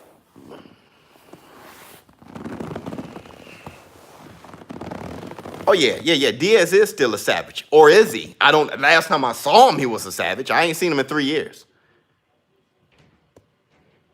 I haven't seen him in 3 years, man. Poirier versus Habib. I didn't know that was oil and water. I didn't know that was the fight for 242. I have to see that. We have to go live with that. Nate's a stoner. Yeah, I heard Pettis saying that he'll smoke with Nate. Did you hear that? He was like, yeah, I'll blaze up with Nate. Well, we could kick it. I should be a commentary for boxing. That may be coming soon. But here's the thing, though. I got to get to 50,000 subscribers. That is a true thing. That's a true thing that I've been tasked to do. So I'm not going to just ask you guys to subscribe and like, not without me giving you something. I'm going to give something. Okay? So absolutely. We're going to get there, G. Keep up the good work. Thank you so much. Foreman versus, I got Foreman that time. Foreman, I always thought he'd beat Lennox Lewis. Lennox Lewis was a little slower than I need him to be for Foreman. I think Foreman beats him. I still think Foreman could have beat Ali in a rematch. Yeah, well, the thing is, that was a very prime and young Foreman against an over-the-hill Ali. If that was a prime for prime, Ali would have beaten Foreman. ShowBizz, the adult. What's up, Clearview World? What's going on with you? You give us good commentary, bro. Thanks, Omar. I'm about to make 50,000 more accounts.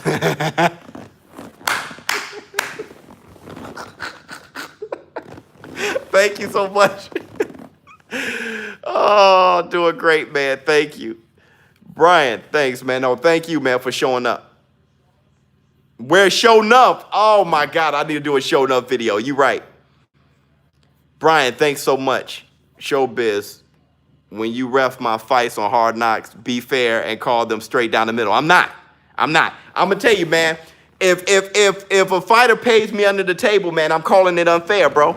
If I see your eyes cross a little bit, I'm waving you off.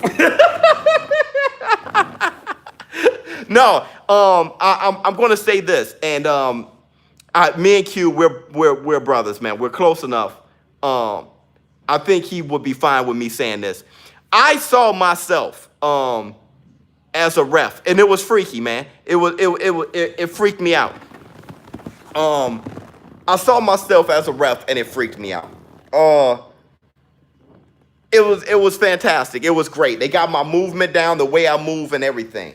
To be in a video game is just, especially a boxing video game. That's it. Kevin Leroy, thank you so much, man. To be in a boxing video game, that's excellent. But I want to say this. I want to say this.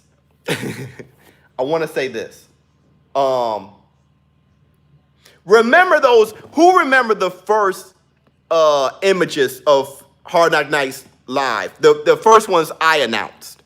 Do you guys remember the scanning images? All right, man, look. All right, man, look. Yeah, you guys remember that? I don't know if you noticed, but the graphics has been upped from that. And who we have working on the graphics, and Q, he's announced this before. Who we have working on the graphics is a guy that has worked on the dragons for Game of Thrones. So this, he did touch-ups and stuff that was really, thanks Tiz HD, thank you so much. That is really fantastic. I mean, it really nice. Yeah, man, yeah, Trayvon. I mean, when I saw them guys in motion, because when I saw that the artist did it, I was like, how are they going to look in the game though? That looks like a wonderful piece, but are you guys going to make it move right? When I saw it, I was like, wow. Huh. Will Billy Joe get the big fights now, Biz? Yes, he will. Yes, he will, Jamie North, and I'm happy you. Oh, Sadiq Youssef.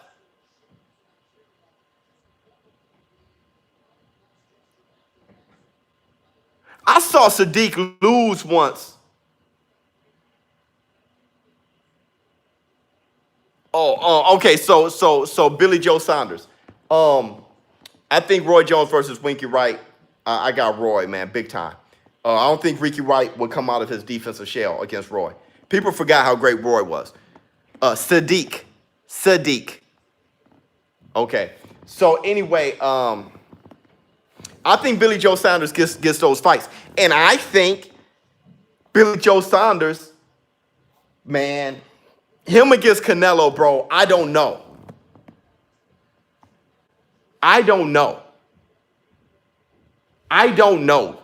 Billy Joe Saunders is, I'm telling you, Canelo's kryptonite isn't hard punchers. It's slick fighters. So, man, I think that's bad. Like I keep saying, Khalid Plant and Billy Joe Saunders, that's a problem. That's really a problem, bro. Nah, Sadiq Youssef just stepped into the ring. Yeah, people like Floyd, people like Laura, that's the problem. Benitez, man, this is going to be a good fight too. Man, this is going to be a good fight. I saw Sadiq take an L. Who did Sadiq lose to? I saw Sadiq take an L that threw me all the way off. Who did he lose to though? Who he lose to?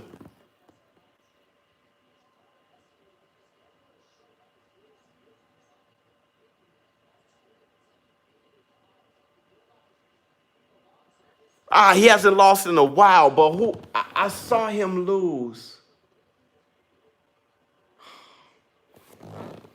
I forgot. Was it just an odd? He got gassed, right? It was a very odd El Boogie. What do I think about Andy Ruiz? He good. What I always thought, he's a good fighter. He's a good fighter, man. The guy's a good fighter. Is he an all-time great? We'll see. But he's a good fighter. He's a good fighter. Good fight. I think he doesn't pass the eyeball test. He can fight. I said that from the very beginning. What? But Benitez looked like he came to fight tonight, man. I gotta, dude. I saw Sadiq. He gasped, right?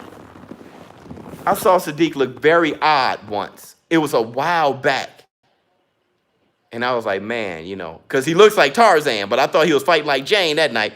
ShowBizz, how do you beat Errol Spence? You keep him off balance.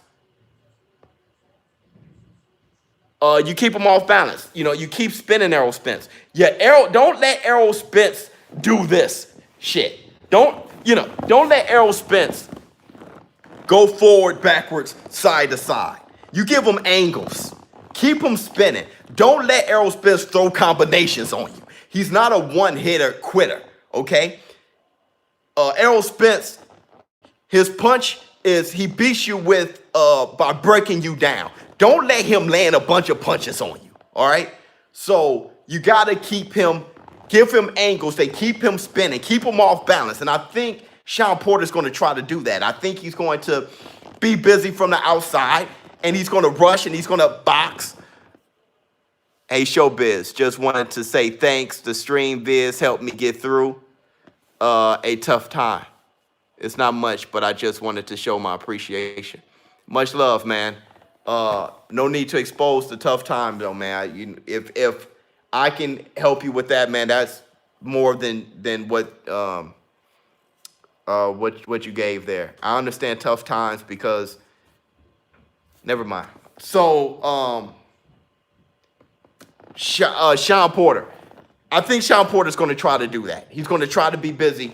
Sadiq, you got to give Errol Spence angles and keep him turning. Oh, Sadiq just threw overhand right and landed right off the top of his head. I almost called him Benavidez. Benitez, you can't leave your head on the island like that. Benitez throwing punches, but another right hand landed. And now Sadiq is just walking him down and cutting off the octagon, man. Good leg shot. Good leg kick by Benitez. Benitez trying to stop the pressure. He's trying to stop the pressure. Good combination by Sadiq. Oh, he's blinking. He's blinking. He can't see. Combination again by Sadiq. And Sadiq is and Benitez is smiling, meaning that he's hurt. He's very uncomfortable. You gotta move. He's rubbing his eye. Something happened with his eye. Good right hand. Oh, he's knocking Benitez all around the ring. See, you gotta. Dude, he's just moving. He's circling to one side. He's only circling to his left, and he's not moving his head. Dude, that right hand is going to land again. It's going to land again. I mean, Sadiq isn't doing any special effects right now. He's pulling the Tyron Woodley, man. He's walking him straight down. No diss to Tyron Woodley, a fantastic fighter. I'm just saying what I'm looking at. I've seen Tyron Woodley just walk somebody down and do this, man. Benitez got a good front kick to the. Oh, that leg kick hurt Benitez. Almost knocked him down. Benitez, man, it looked like he came to fight today. Good leg kick. But there you go, Benitez. Work your stuff. Your building blocks. He's only circling to the left. And Sadiq just going to cut him off and throw that right hand. He's circling right to the right hand. There you go. He circled to the other side. There you go. Good jab by Benitez. Good leg kick by. Oh, hey, look. Sadiq caught that leg kick. He spent him. I don't know. Probably should take a good leg kick by Sadiq. Very Tyron Woodley-esque.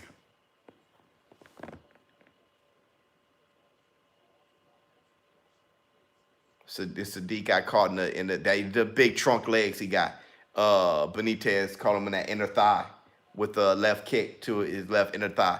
Sadiq threw a head kick. Oh, good head kick by Benitez. Benitez weathered the storm, and now he's pressing forward. Good combination by Sadiq, following the leg kick by Benitez. 2 minutes, 35 seconds left in the first round.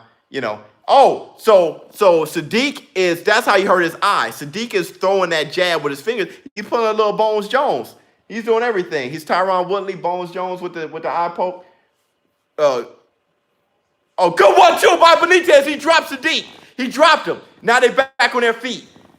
Benitez got him hurt. He got him hurt. Good kick to the head, but Sadiq blocked it.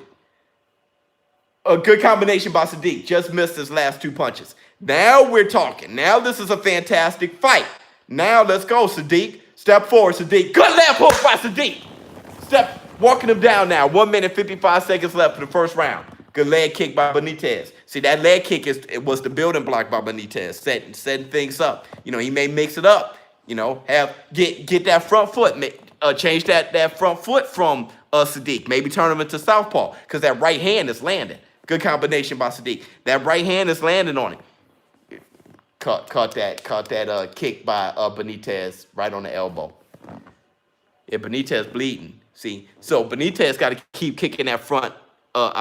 As if I know MMA, but I'm just saying Benitez should keep kicking that front leg just to change him to southpaw because that right hand is really busting Benitez up pretty good. Good straight left by Benitez. Good straight left again by Benitez. Well, it was followed by a jab. I think Sadiq got to watch his open fist that he's throwing. Other than that, this is a fantastic fight. It looked like Sadiq got a little. Sadiq dropped him. He's down. Oh my God! Stop the fight. He's beating the hell out of him. Jesus.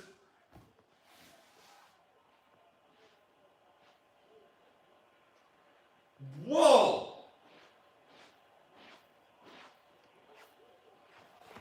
My God. Sadiq eyes closed, his hand shaking. He's just full of adrenaline. Jesus. Regulator, you see that?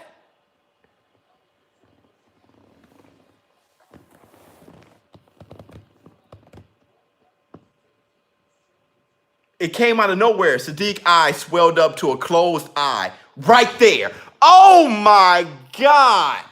He took the straight. Oh my God. That right hand just spent his whole head around. Boom. It was the same right hook he's been throwing. He had to kick to Benitez. He hit him in the temple 3 times in a row. Stop the fight. Oh my God. His eye is closed. So think about this. Let me set it up for you. So Benitez was in the southpaw position, right? You had Sadiq back against the gate, right? In the octagon, against the fence. And then Benitez looked like he's fine. He's walking around fine. Benitez threw that left straight that he was throwing. Sadiq moved his head slightly, but it hit him right in that right eye. So he moved his head slightly. He took it. He ate that right to the eye. But he was coming with a right hook. Kind of how Antonio Tarver was stepping up with that left hook after Roy Jones hit him with that right hand and then try to lean out the way. Your boy Sadiq just ate that left and was coming with a right hook and just right on the sweet spot. Right on the sweet spot.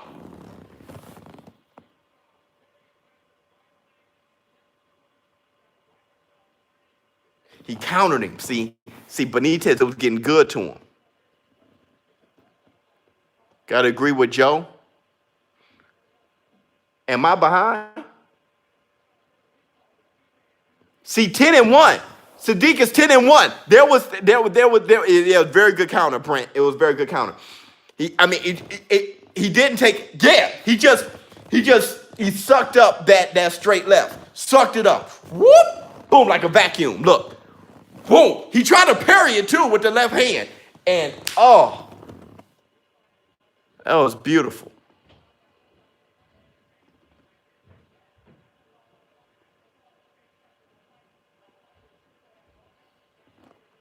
Oh, he lost to Lewis. That's what you guys are saying. do you think is the biggest waste of talent in boxing history? Give me a moment.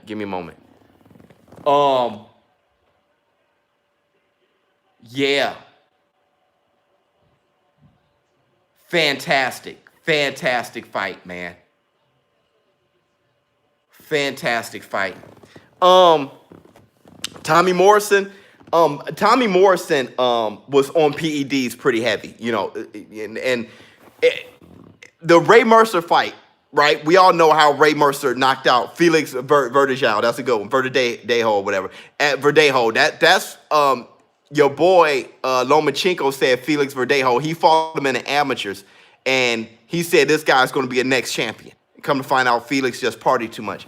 But Tommy the Duke Morrison, that famous fight that he had, Yoel is about to fight Romero. That's my guy. Yeah, when Tommy Davidson was about to fight Ray Mercer's trainer took a look at Tommy Davidson and said, hey, I know what he's on. Just wait him out. I know what he's on. He's going to burn out around the fifth or something like that. That's how the story goes. Because he saw Tommy the Duke Morrison's back and they had all these pimples on it. He looked at his back and said, I know what he's on. So Tommy was on stuff. Tommy knew that he had the weight of America really on his shoulders. He was a great white hype, and you know how that goes. That's a lot of pressure. And Tommy, he was not the if you want to talk about Bones Jones, Tommy the Duke Morrison, he didn't really he didn't have the most integrity in the world, okay? So Ray Mercer trainer said he knew what he was on. So Ray Mercer weighed him out and then ended up knocking him out. The thing is, we didn't know how good Tommy the Duke Morrison really was. The left hook was fantastic. Had a lot of form on it. But there was a lot of things that really he just really lacked in. But, you know, I'm not sure how good he was. Was he the biggest waste of talent? I don't know. Ike Biabuchi is one that jumps in my head. Ike Biabuchi doing what he did to go to prison, that guy could have been the next heavyweight champion of the world. Another guy, Michael Second to None. I see him as a big waste of talent because he didn't stay focused. Another big waste of talent, in my opinion, Augustus style. Another big waste of talent, in my opinion, is James Toney. Though James Toney, one of the greatest fighters of all time, James Toney hated to train. He hated to train. So he'd rather become a butterball and fight at heavyweight. He hated to train. Plus, I think he got on roids around cruiserweight. So, you know, James Toney, though he did magnificent things, he still wasn't, you know, what he should be. Adrian Broner, you knew that was coming. That's one of them. Who's another? Zab Judah, Corey Spinks, Jermaine Taylor. Who else? Oh, man. What's his name? Oh, my God. What was his name? This guy can fight. Alan Green. Alan Green was another one. Do you guys remember Alan Green?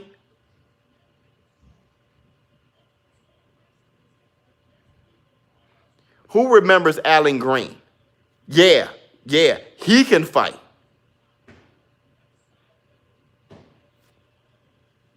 Just couldn't take a punch. Alan Green couldn't stay focused either.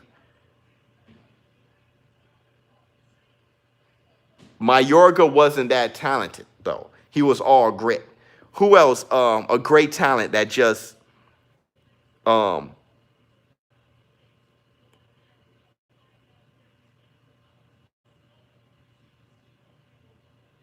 else?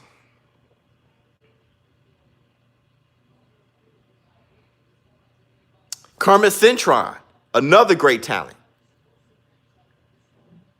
Gamboa, another great talent. David Reed. See, you can't say David Reed. David Reed that's like saying Meldrick Taylor is a wasted talent. That fight with Felix Trinidad popped off David Reed. They're showing a commercial right now. That fight with Chavez popped off Meldrick Taylor. You know, the accident messed up Paul Williams. Think about Paul Williams. He wasn't good with southpaws. And plus, Paul Williams, he threw a lot of caution to the wind when he fought. But that's a waste of talent. If you want to say Winky Wright was kind of a waste of talent in the sense that he wasn't thrown in a fray early enough. Look at Winky Wright's record. When he got busy and when he got recognized, it was too late. When Joe Calzaghe really got recognized, it was kind of later. There are guys who are really talented, but Nate Campbell, the Galaxy Warrior, that was another one. Fantastic fighter. A bit of a wasted talent. Like I said, yeah, Zab Judah. Like I said, I think his father messed up Zab Judah. They were too emotional. I don't think his father should have been his trainer. Not to diss his father. He's a good guy, great trainer. I just think when it came to training his son, he was a bit emotional, in my opinion. Victor Ortiz, I think he's one of the more underrated fighters, honestly. I think his fight against Maidana is one of the more fantastic fights I watched. Him against Berto, one of the more fantastic fights I watched. I like, but he was a middle of the road fighter. That's just what he was. Oh, Finito, yeah, man, one of the greatest, man. What do you think about David Tua? Andrew Galata, another waste of talent. David Tua, I think David Tua may get more praise than he should. But David Tua could fight. He wasn't great, though. But he can fight. It's okay. He was a good heavyweight fighter. You know, I think David Tua right now would probably be the best heavyweight champion. Right now. If David Tua was fighting right now, he'd probably be undisputed. Probably. That's where he's at. But, you know, that's just the heavyweight division. Habib. Oh, here we go. Here we go. They walking in, dog. Who is the best super welterweight right now?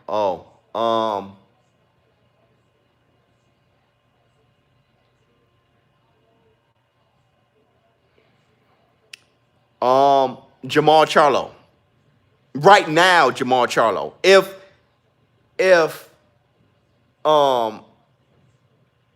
I think Jamal Charlo would beat J-Rock again. Styles make fights. Jamal Charlo is a hard out. He is a big. No, Jamal Charlo is actually middleweight.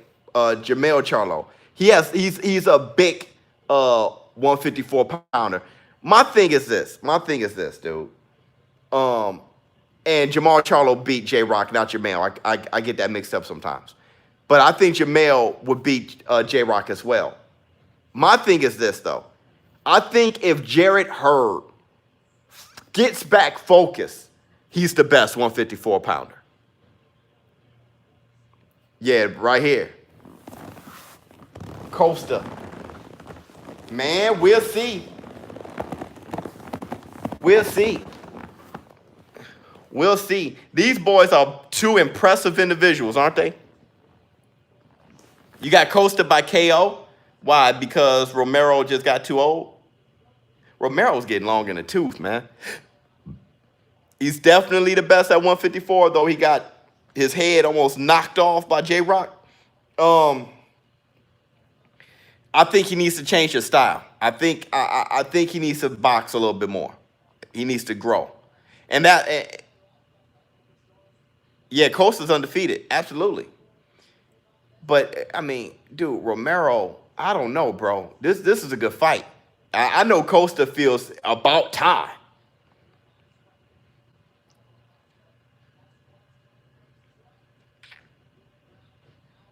Why would Romero be the upset, though? I think Romero is the favorite, isn't he? ShowBizz, the leather. Yeah, dog.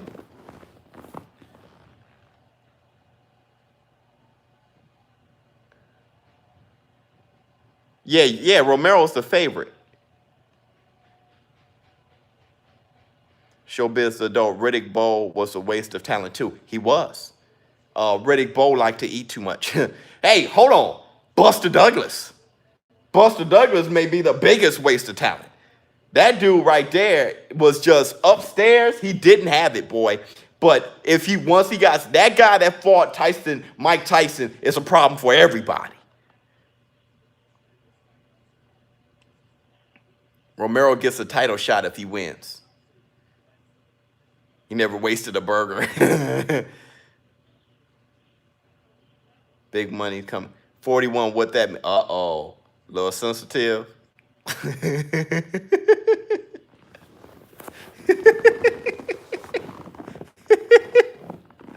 Hurd versus Spence. You know, I got Hurd until I see what Spence can do at 154, bro. You know, I tell people all the time, my favorite fighters, Spence, Terrence Crawford, Lomachenko. I do have my favorites, Manny Pacquiao. I'm talking about fighting right now currently. I do have my favorite fighters. But that doesn't mean that I can't tell it how it is. As of right now, you know, I don't know who wins between him and Terrence Crawford, let alone walk through Jarrett Hurd at 154. So I have to see what he does at 154. Dog, these are two impressive human beings. The thing about Romero is he burns out. Doesn't he have stamina issues too? Costa is too much. See, Costa is too much. Really? We'll see. We'll see, man. This is me. Hey, dog, Romero's 42. That's a little different than 41. Oh yeah, pineapples on pizza. Yeah, pineapples and ham. That's it. Here's my thing. This is me not knowing enough, okay? Because I got Romero. I got Romero winning, man. I got Romero winning. I think he wins. I think he's too balanced, man. But I am the same guy that feel Cormier may age tonight. So who am I? Okay, that's my inconsistencies right now. But my thing about Cormier going up and down weight and all the fights that he's had, you know, the type of fights he's had as far as competition. Romero has crazy competition too. I got Romero, man. Maybe I'm tripping.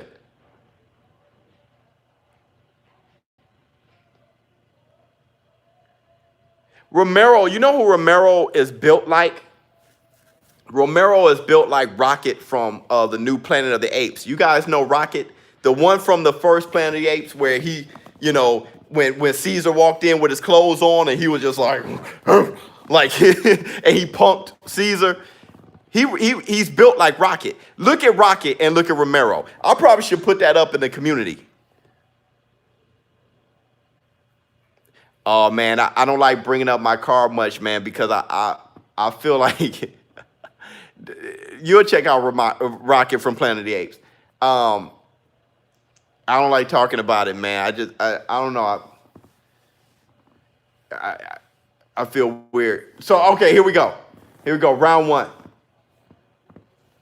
Costa's walking down Romero. Romero on his toes, looking nice. Costa got Romero moving around too much, in my opinion. Okay, Romero stepped forward with kind of a side kick, the spinning kick. Oh, Romero threw a overhand left and knocked Costa back. Romero feinted Superman punch. He's moving around too much. I'm telling you, I don't like Romero's. A good head kick by Romero. Romero picked up Costa. And, they both on the ground. Good uppercut by Romero. Big swing and a miss by Romero. This is a very, I don't like Romero moving around this much, though. I just think he gasses. Good left, but, he got Romero against the fence. He threw a nice spinning right kick. Costa did. Yo, it's 4 minutes, 10 seconds, and the terminology I'm using is throwing me off. So I hope it's not throwing you off. Good jab to the body by Costa. Oh, he dropped Romero with a sneaky left hook. Romero got back up. He's dizzy. He put, Romero! Romero knocked him down. They're both wobbly. 3 minutes, 45 seconds, but Romero is more wobbly than Costa, and that's that age. Good left hook, good right hand by Costa, got Romero against the fence. Good body to head exchange. Good body kick by Costa. Big overhead left by Romero, just missed. Costa keeps backing him up against the fence, and I don't know why Romero is comfortable being there. He shouldn't be. Good kick to the body by Costa. Good straight left hand in the exchange by Romero.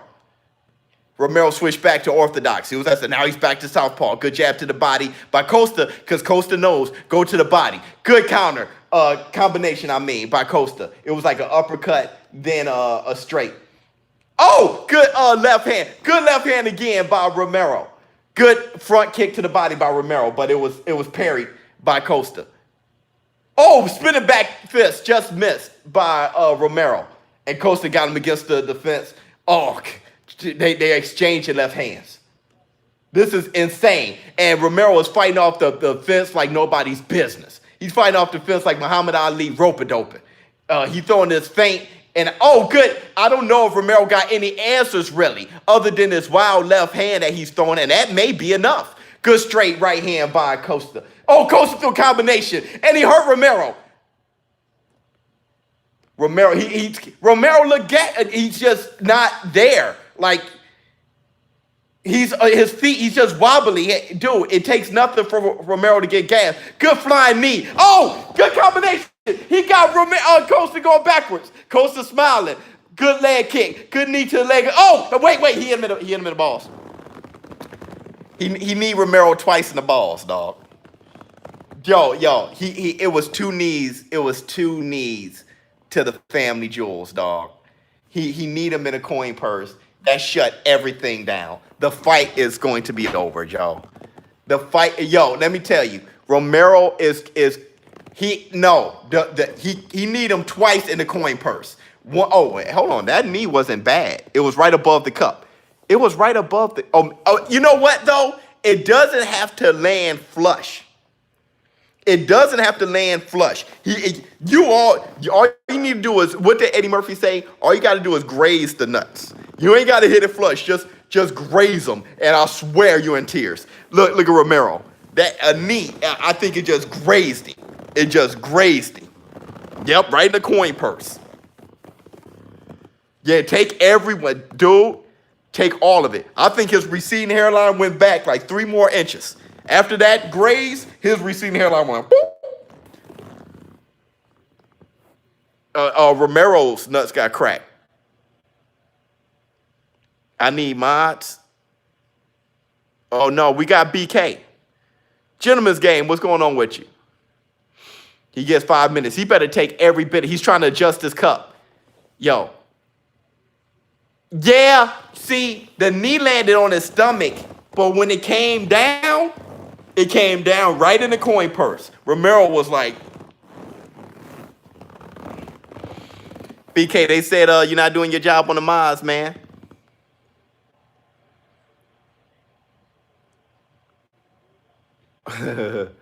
All right, so here we go. They're back. 1 minute, 53 seconds. Oh, a kick, and he slipped. And you know what? His legs aren't there. He's slipping and sliding like he's on an escapades or something like that. Good side kick to the leg above the knee by Romero on Costa.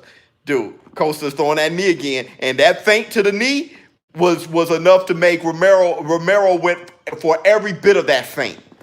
That knee, look, don't hit me. Good kick to the head, but it was blocked by Romero. Romero's throwing leg kicks now. Oh, Costa hit him in the side of the head and dropped him. Oh, they scrambled back to their feet. Oh, Romero, dog, that dude is a fighter, boy. He threw a combination as soon as he got up. Landed right on Costa. Costa throwing combinations while Romero against the fence. Dog, Romero he sat in that and he tried to, get him in a Muay Thai clinch and just missed that. They're exchanging punches, man. 1 minute left. This is a beautiful fight. These two guys, look, I would not want a second in an octagon with these guys. These guys, right? Romero switch. He's switching. He's a switch hitter. He's going to orthodox southpaw, and it's Costa that's walking him down with the jab, walking him down. Boom! Oh, Costa tried to throw a straight right to the body, and Romero countered it with a left, overhand left, right on the head, knocked Costa back. That overhand left, he's leaning on that, man. Good jab by Costa. Good jab again by Costa. It's a jab. Oh, my God. That left is landing. Costa, can you do anything about that left on Romero? And Romero is trying to bait him. Oh, roundhouse kick. But it was it was like a spinning back kick. I'm sorry. I get that mixed up, man. Right to the head of Romero. And he took it. He took it, and now he's throwing the jab. It grazed him. Man. Have I ever tried stand-up comedy? No, I haven't. Yeah, that first round was crazy. What's my power rating? I can punch. I can really punch, man.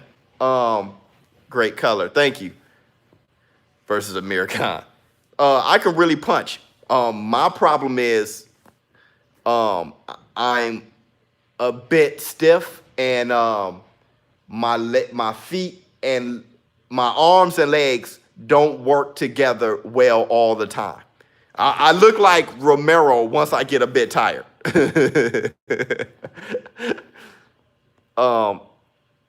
But other than that, I'm very good. 30-0, 28 KOs. That's right. Ever been KO'd? Yes, I have. I've been KO'd a few times. Thank you so much, Ken. He has a stanky knee. Oh, BK, you bought it? Dude, you can't tell me this guy isn't built like Rocket from Planet. I got to show you guys Rocket. He's feinting the jab. Romero is 4 minutes, 50 seconds in the second round. Romero is circling and jabbing. And Costa isn't moving a lot. It looks like Costa is the experienced fighter. Romero is trying to give different looks and kind of feint Costa. He's trying to bait him into, but because Costa is faster, he can't match his speed. And you know what? I'm not sure if he can match his power. So what it is he got to be slicker. He got to move around, give him different looks, and bait him into throwing something that he can actually time. And, you know, without doing it. Good leg kick by Costa. Good kick to the body. Almost folded him like a wallet.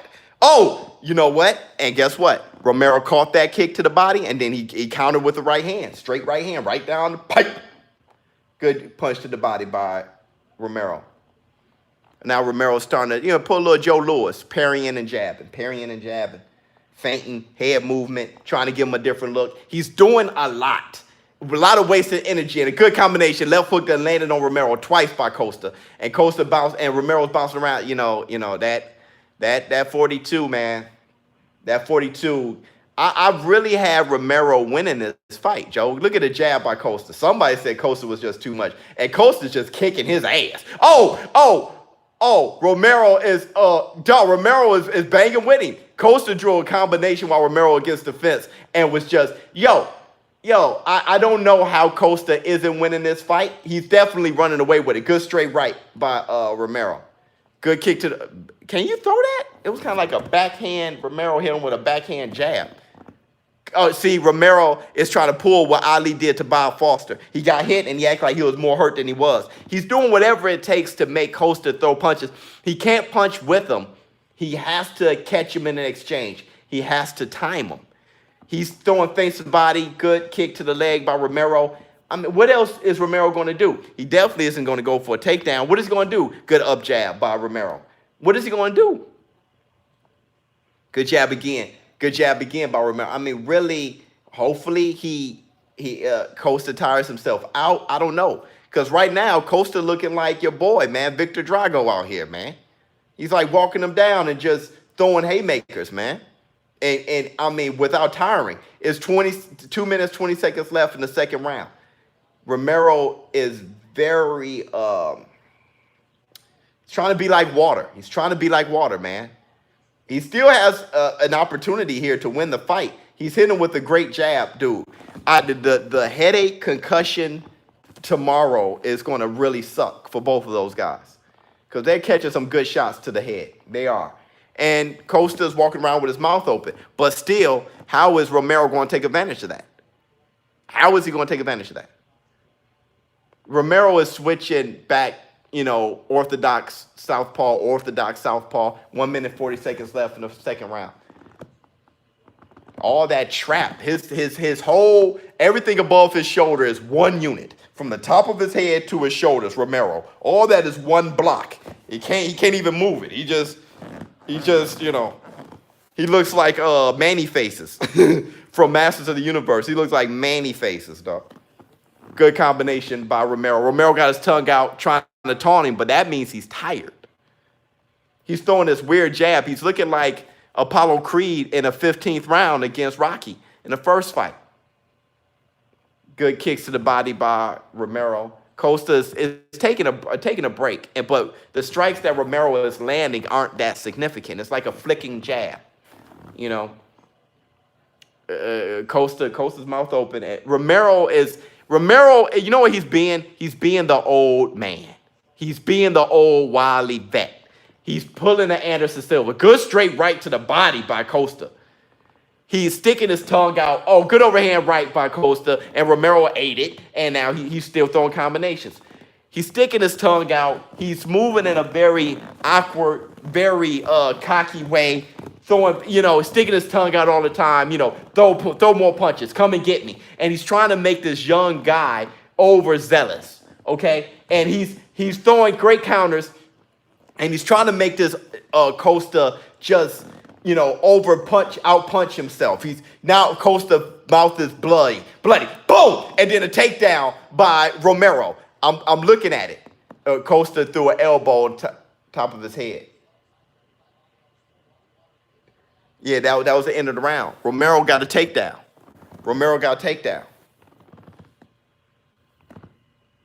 It's on pay-per-view.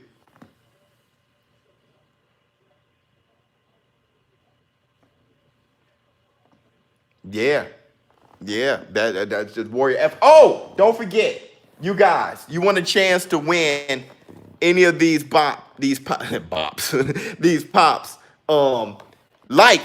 Like, and subscribe if you're not a subscriber. Subscribe to this channel because we're trying to get to 50,000 subscribers. Nate Diaz fight yet? No, he's fighting next. Costa got his mouth open, man. And blood he looked like a vampire.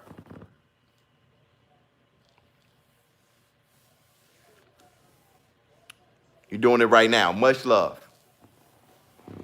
Look, man. I don't smoke. Help me out, please, Biz.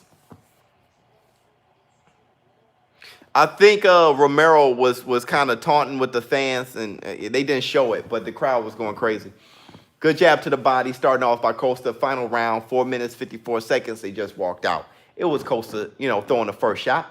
And he's trying to, once again, solidify his position, pose his will on Romero. But Romero is jabbing like he's Muhammad Ali, man. I mean, good leg kick by Romero. Good leg kick again by Romero. And he's shooting a jab. Romero's jab is working, man. He's flicking the jab. Flicking the jab. Bam, bam, good straight, boom. Good holding uppercut by Romero. And Romero's throwing punches at a weird time. It's a weird time. It's right when you think he should be setting, he's throwing a punch. And that's just experience, man. And, Costa definitely got the speed and the power. Boom. See, Romero he's playing possum. He's acting like he's more hurt than he is. Just so Costa can get overzealous. I know what he's doing. He's wobbling. He's looking like he's hurt. But then he flicked that jab out. Flip. Yeah, he stuck his teeth out at it. Boom. Oh, good right hand landed by Costa. And he stuck his tongue out. And he's flicking the jab again. And, Costa's parrying the jab. He threw a leg kick. And Costa, he blocked the leg kick. But he checked the leg kick. Blocked the leg. He checked the leg kick. But Costa got blood smeared all over his face. It looked like he's losing when really... in reality, I don't know. It may be a tied fight. Time. Everybody's born. I'm not sure what the time is. He told him to get into a neutral. It's an octagon. I guess a neutral corner. What is he? Oh, wait a minute. He got poked in the eye. Romero had his hand out, and he poked Costa in the eye.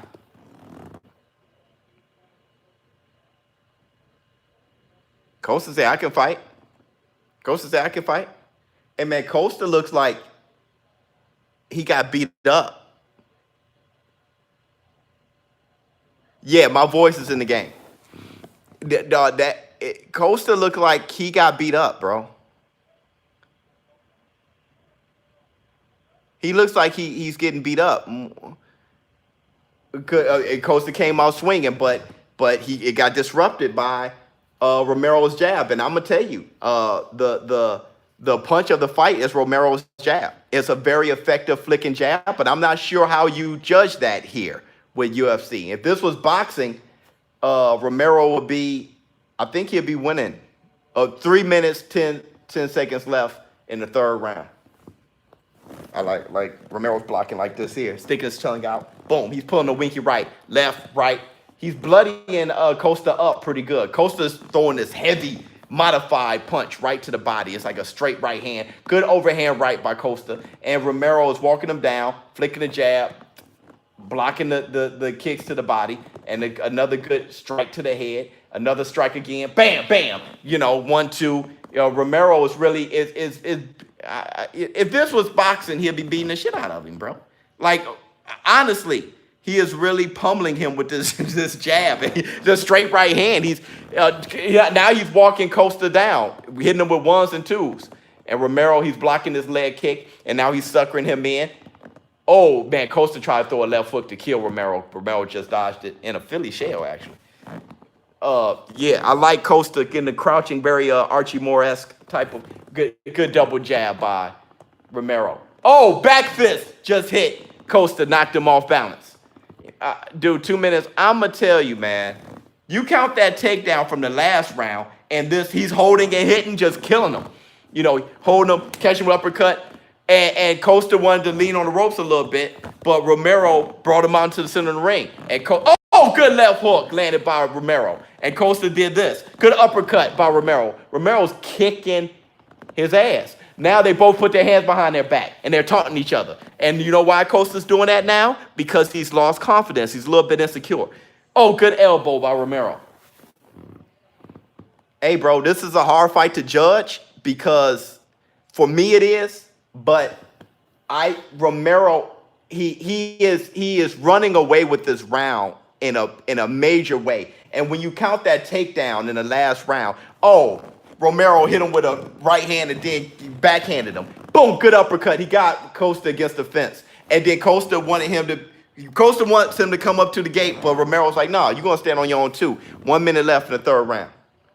Because he knows that Costa he needs some support to throw his punches right now because Costa can't even stand on his feet. Boom, good combination by Romero. Ducking and moving. Bam, boom, uppercut by Romero. Boom, 40 seconds left.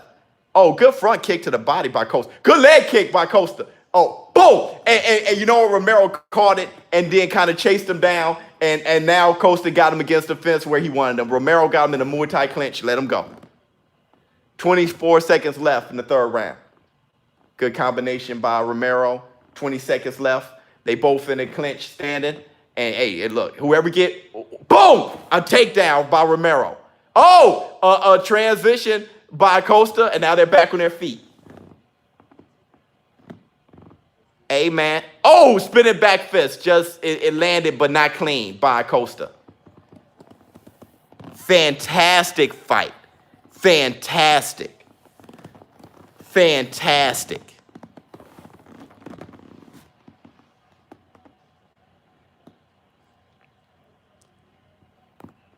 I don't know.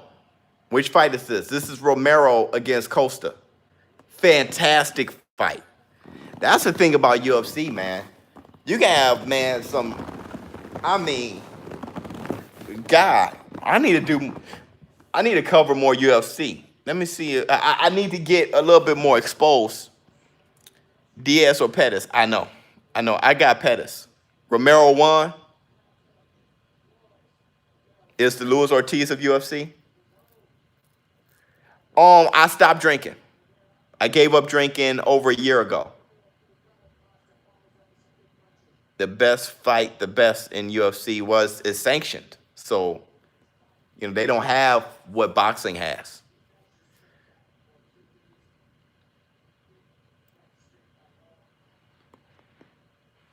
Can you show a little bit of the fight? No, I can't because we won't have this live stream. It get taken down. Costa want to fight at this. Oh, you think he'll end Costa's career? 17 days. Wow, Costa need to move up to light heavyweight. He would be nice. He too big. That's a good point. Those eyes, though. Yeah, I know. I've had them longer than you've seen them, so I know all about them. You got Nate. I got Pettis, man. I got Pettis. Head strikes, 96 to Costa's 55. Body strikes, 7 to Costa's 43. Knockdowns, 1-1. And advancing, 13% Romero, 46% Costa. See what I'm saying? Advancing. See, that's that stat that I don't. ShowBizz, what's your favorite part of a woman? Her brain. Is first live. Look.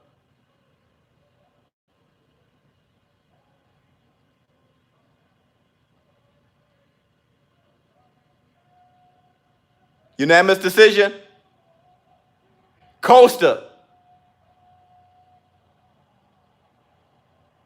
Costa. Costa.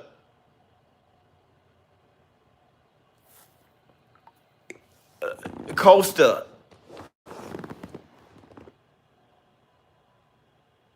But I hold on, man. I need to understand how they score in UFC, bro. Body shots got it. I think that advancing got it. A lot of Romero's punches were off his back foot. If that what advancing mean, I'm trying. See, it's just like Paulie Malignaggi against Artem Lobov. And the bare knuckle, they judge things differently, right? So the takedowns, definitely Romero had more takedowns.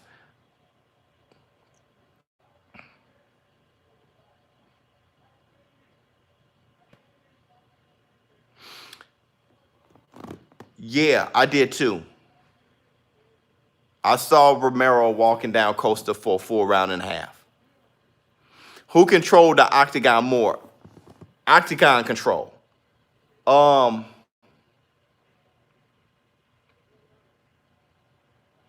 Costa was pushing the fight more, but Romero was busting him up with strikes more.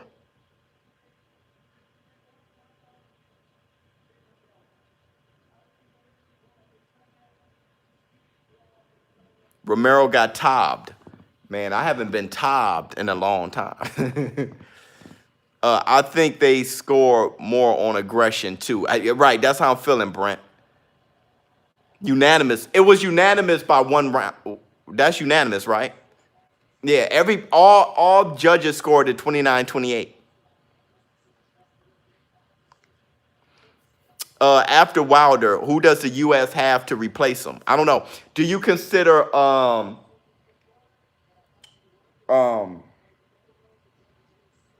God, my favorite, my guy, the Nigerian? What's his name? God, my guy, man. Now I know I'm tripping. Thank you. Ajagba, do you consider him an American fighter now? F.A. Ajagba, do you consider him an American fighter now? If so, then F.A. Ajagba. But I'm saying, I don't know if I care. I don't know if I care the region. I don't care of the region. But you don't consider him an American fighter now?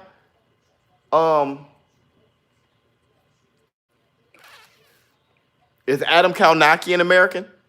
Is he an American fighter?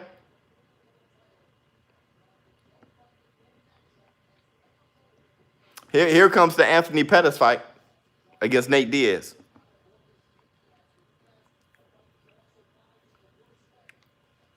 I mean, I don't know.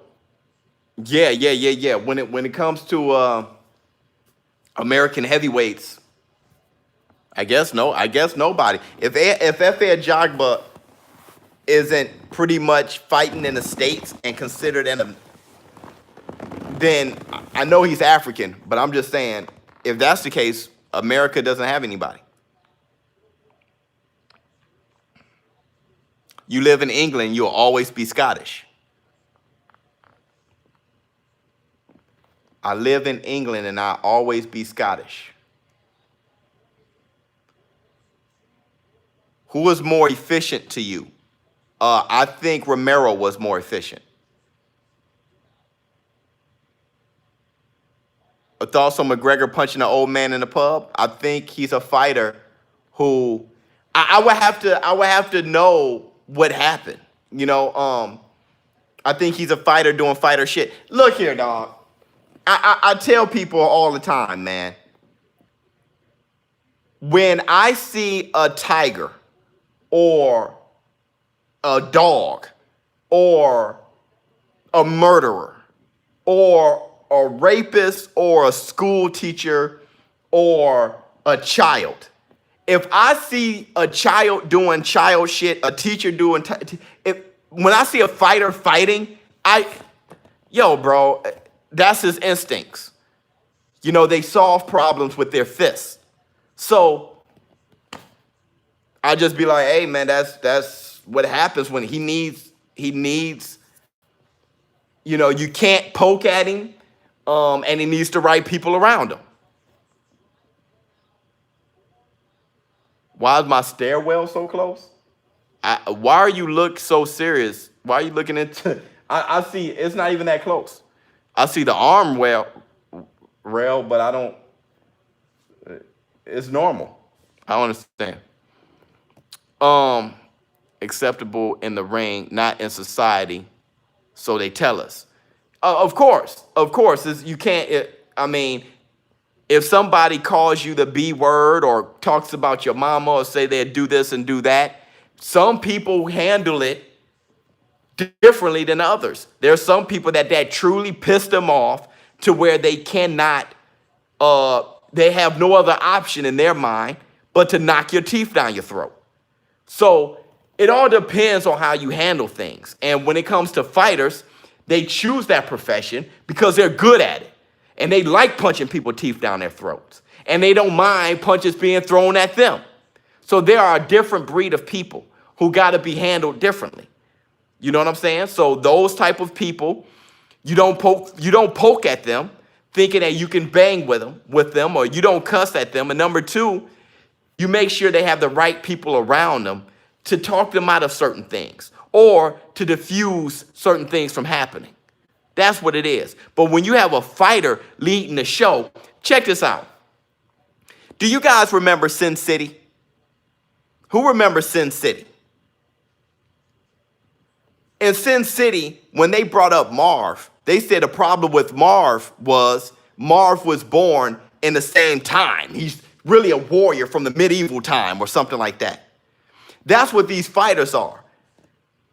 A lot of these fighters, that move that Conor McGregor made would have been the type of move that legends are made of back in the day. So you got this guy leading a pack, and he has the mentality he has with a bunch of yes men around him. You're going to get a result like that. He's a warrior, responding like a warrior. So you got to get the right people around him. Oh yeah. Yeah, I got gray. Because you're fighting an old guy because you don't have that filter. You don't have that. I know people like that. I know a person in my family that kicked an older guy down the stairs. This happened years ago, but that guy was going too far for that person in my family, and that person kicked him down the stairs. So some people, look, you talk, you get smacked. Watch your mouth. There's some people that's just like that. You know what I'm saying? So those people, you got to handle differently.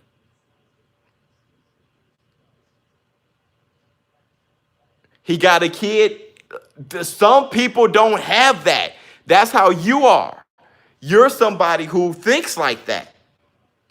Some people feel, hey, my kid is going to know that his father you don't talk to his father this way. Or whatever it is. I mean, I'm not taking up for him. I'm just saying that's how he is. And that's how you are.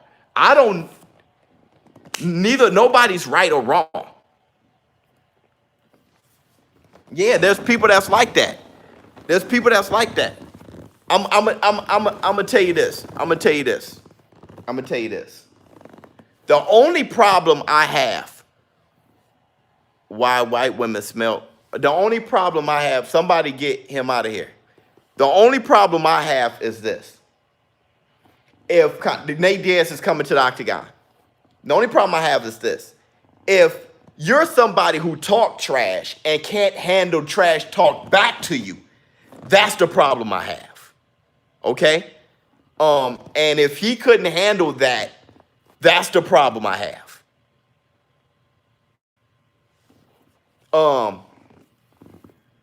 So speaking of my brother, this is a clear example of what I mean. I have a brother who, he doesn't do little jokes. I think I brought that up before. I can joke. I have a good time joking. My brother, he doesn't do little jokes. But the thing is, he doesn't joke at you, though. Because he knows if you joke at him like that, he may catch you with an elbow. So he doesn't do those little jokes. So that's kind of McGregor problem. If you can't take it, don't dish it out. That's his problem. But whatever happened, I wasn't there. So I have a hard time judging people when I'm not there. You know what I'm saying? I'm just not a person who judge people. I just don't.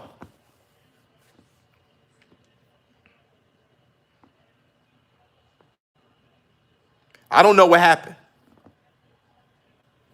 Oh, much love. Thank you. Absolutely, GR. I don't know what happened, man.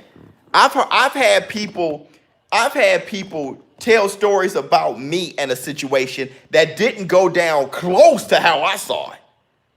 You know what I'm saying? And then once I express what happened, from my opinion, they like, oh, I understand why you reacted that way then, if that's how you saw it. So I'm not going to sit here with a bunch of people in social media pointing at a situation that I was at the crib. I had no idea what was going on. I don't get down like that. Look at Nate Diaz. Boy, he's in shape. Now, Nate Diaz is always like, he got his macho so turned up. He just like, he got his guy like meter is turned on full, he just, I mean, I don't, does he wake up like that? He just wake up in the morning, like, eat his cereal, like that dude is just constantly, look at him. He just, like that boy is, his guy meter is fucking, look, you throwing punches? That dude, Mexican fighting pride, you got that right. The wifey is Mexican. So I know a lot of, our cousins and brothers and stuff like, yeah. That's a real thing in the culture. They ain't backing down. But man, Tiffany, much love to you. Thank you for showing up. Nate being Nate. Yeah, that's all it is. You hope he wins by KO. You really like him. Ayo, ShowBizz, do you like squirrels?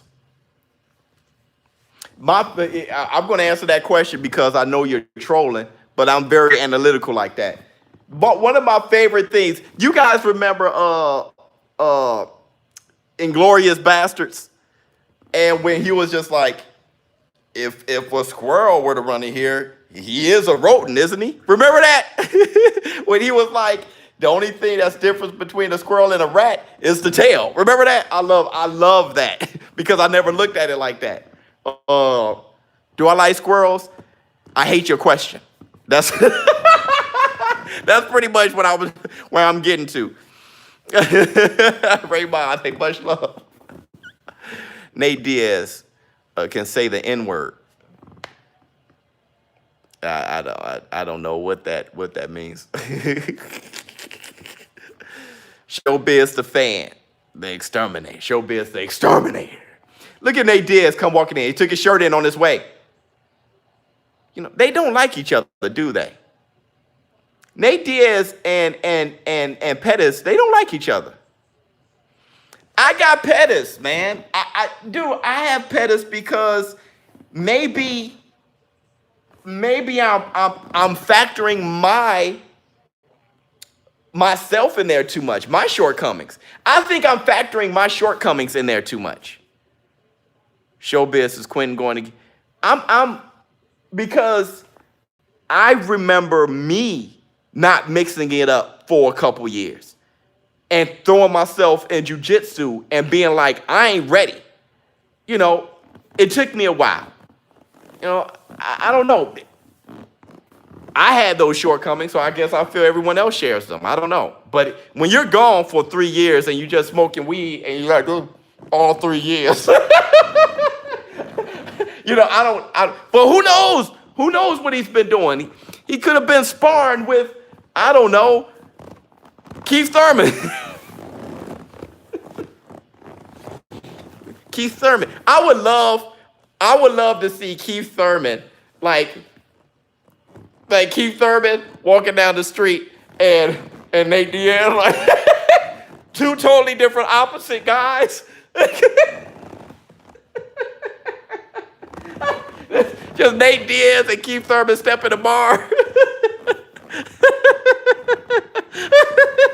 and the security guard as Keith Thurman for his ID, and he pulls out a fancy wallet and he shows him the ID and he shines the flashlight on it.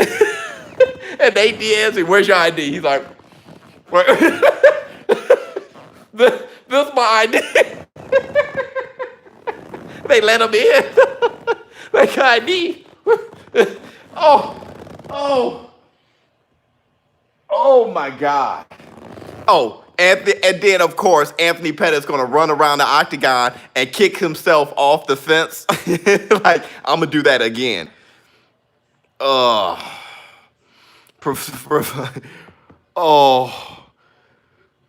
Trying to pontificate.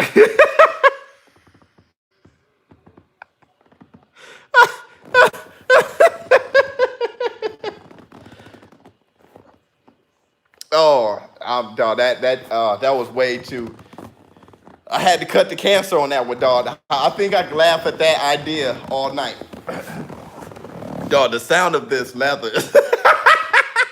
I feel like I got plastic on my mama's couch. Oh, this leather is sounding off. I got an amplifier. Oh, dude, look at Diaz walking around. Dude, he was like that as a baby, dog. He came out the womb like, dog, grabbed the umbilical cord. You're like, oh, I love Nate Diaz. He gets record 20-11. He's just like, he's like, look, it is what it is, bro. He in great shape though. He's in excellent shape. Look how he just, I mean, his guy, dude, you know what? I would hate to get into an argument. I would hate to get into an argument with this guy. I would low-key hating on Nate Diaz. I love Nate Diaz. Why would I hate on? He's just hilarious. I can't laugh. That is very funny. He is funny. I don't look at that and be like, wow, I'm amazed. I did Pettis, 22-8, dude. I think his last 8 losses came like, dude, how many losses he had in the past like 2 years?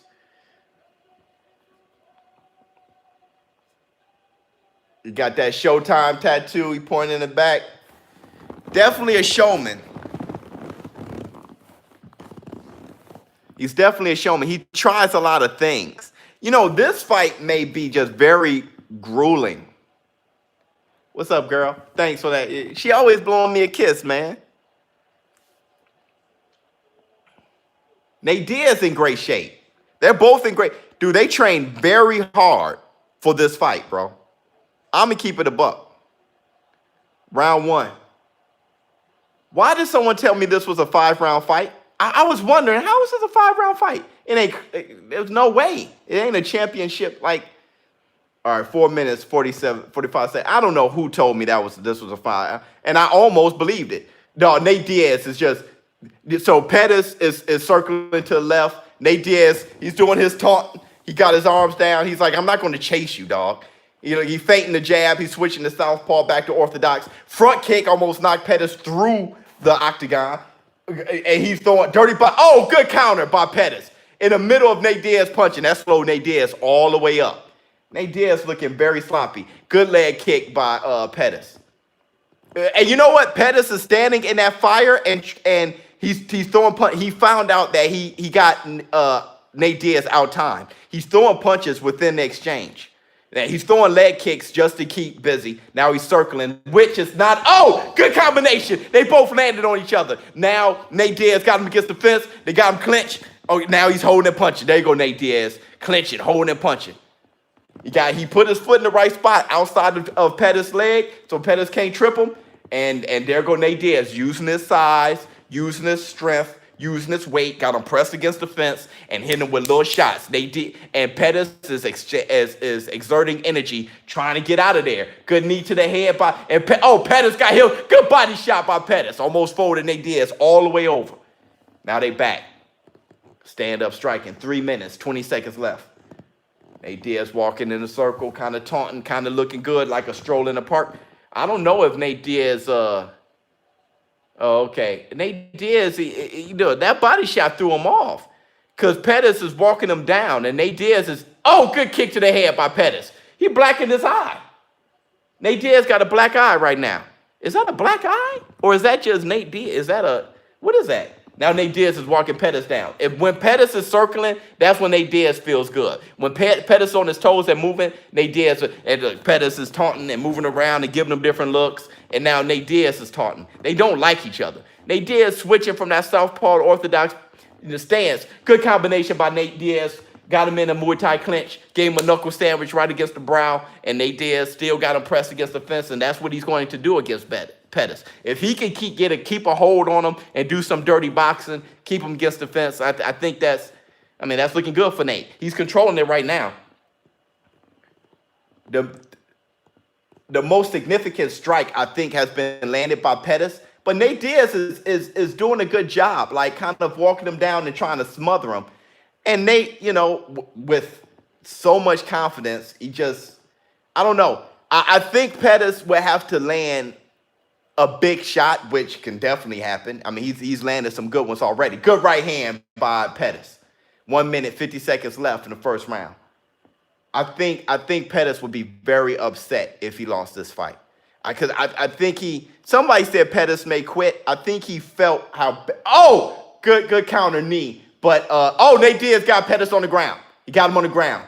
And Pettis got him in a choke, and he's putting that seatbelt, trying to get that seatbelt, get the legs around because Nate Diaz got that top mount, and Pettis is twisting that neck. He's holding on for dear life. He's looking at the time. 1 minute, 23 seconds left. And then Pettis, Nate Diaz got a mount and trying to ground and pound, and they're scrambling.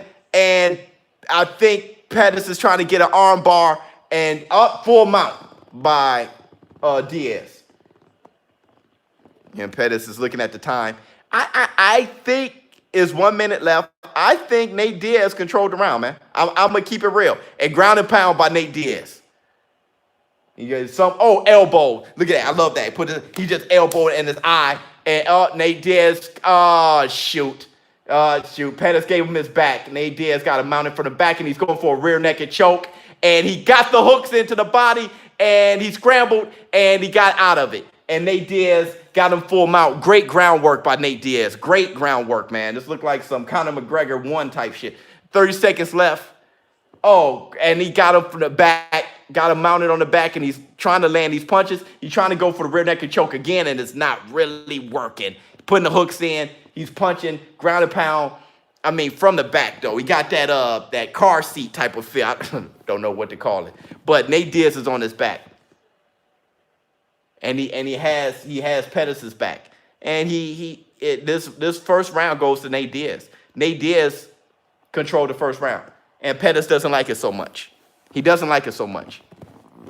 Yo, to get your chance to win these pops, please like, subscribe, and share. I will be giving these away, and I'll let you know. I will announce who received the pops or who won the pops in my next video.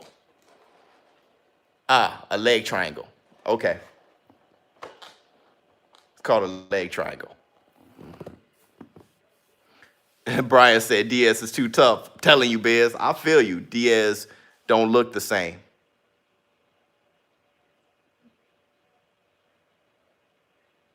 This is popping. Thank you so much. Diaz don't look the same. Round 2 is over for Pettis. What do you mean by Diaz looks rusty? Oh, yeah. Diaz looks, I thought you meant after the round or something like that. Yeah, Diaz looks rusty. He does. He does. He looks rusty. And the way Pettis was countering him was landing punches in the exchange. You know, that's one thing that Diaz does well is that dirty boxing. But Pettis was landing on him well. He had better timing than Nate Diaz. But I give Nate Diaz that first round. Good leg kick by Pettis, and Pettis fell. Oh, good right hand by Pettis. Nate Diaz took that right on the temple. I don't know how he took it, but once again, Nate Diaz got Pettis against the fence. This is a great game plan by Nate Diaz to punch him back into the fence and smother him. You know, combination thrown. Oh, good. See, when Nate Diaz is punching in the center of the ring, Pettis is throwing punches in the exchange, landing flush. But there you go. Pettis he circled right off the fence. He got to circle off. He got to circle and keep it in the middle of the ring. Good jab by Pettis. Nate Diaz looks very cumbersome. Is he, I don't know, is he posturing? Oh, he is. He threw it right. Oh, good uppercut by Pettis. Pettis threw it. Hey, what was Nate Diaz doing before the fight? He's totally gassed. 4 minutes left in the second round. He's totally gassed. I would drag him out into the third round. I would make a move. Get off the fence. Pettis circled off the fence. I would make him stand on his own too. Good jab by Pettis. Pettis threw a good body shot. That was smart. Good 1-2 by Pettis. And Pettis making a good. Hey man. Hey, Diaz is done. Diaz is done. What did it? He's not in shape. He keeps wiping that eye. Smoke weed every day.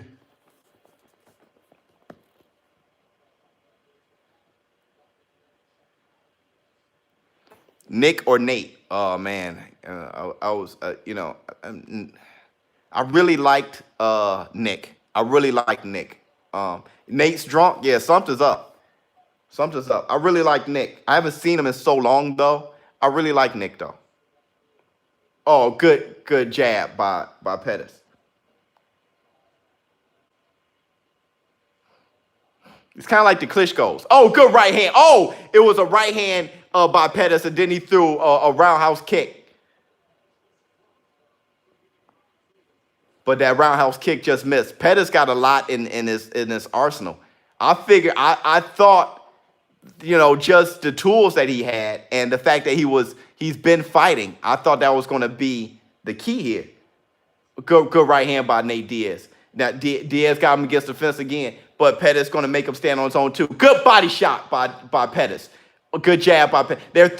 Pettis is throwing punches in Nate. He's punching with Nate Diaz because he knows he could time him. He knows he could time him. You know, Nate Diaz, good front kick by Nate Diaz. Good leg kick, kick to the head by high kick. Oh, man. Pettis overshot that right hand and gave him his back. Now they're standing and good knee to the head by Pettis. Just allowed Nate, he dropped down and allowed Nate Diaz to mount him, side mount. And it's turning into, what the heck? They just scramble, they're scrambling. And Pettis wants to fight off his back. Oh, he's trying to get up. I know that way. Yeah. He got up. Oh, good knee to the head by Nate Diaz. What is Pettis doing? What is he doing? Nate Diaz got him against the. What are they doing? 1 minute and 47 seconds left. Not the fact that they're clinching and I'm saying. Oh, good elbow by Nate Diaz. Nate Diaz has him against the fence. He threw a crazy elbow. 1 minute, 30 seconds left in the second round. What the hell? Oh, good elbow by Nate Diaz again. Good left by Nate Diaz. Good right hand by Pettis. It was right hand. Oh, good jab by... Dog, they're both just bone tired. Bone tired. Dog, Nate... Oh, it's who has the most will. They're just trading and tired. Who has the most will tonight? 1 minute left in the second round. Knee strikes landed by Nate Diaz. Just very arm. Oh, good knee strike in a Muay Thai clinch by. But they both got each other in Muay Thai. Good right hand after 2 knee strikes by Nate Diaz. Uppercuts, little knuckle sandwiches by Nate Diaz. Nate Diaz. Look, Pettis is still against the fence, and it's Nate who's just smothering him and just working him. The top of his head just clipping him. He's just doing everything. He's doing everything. He's giving him everything. You know, you don't know what Nate Diaz is doing extra well other than being, oh, good elbow by Pettis. Good combination by Nate. Nate is bleeding worse than Pettis is.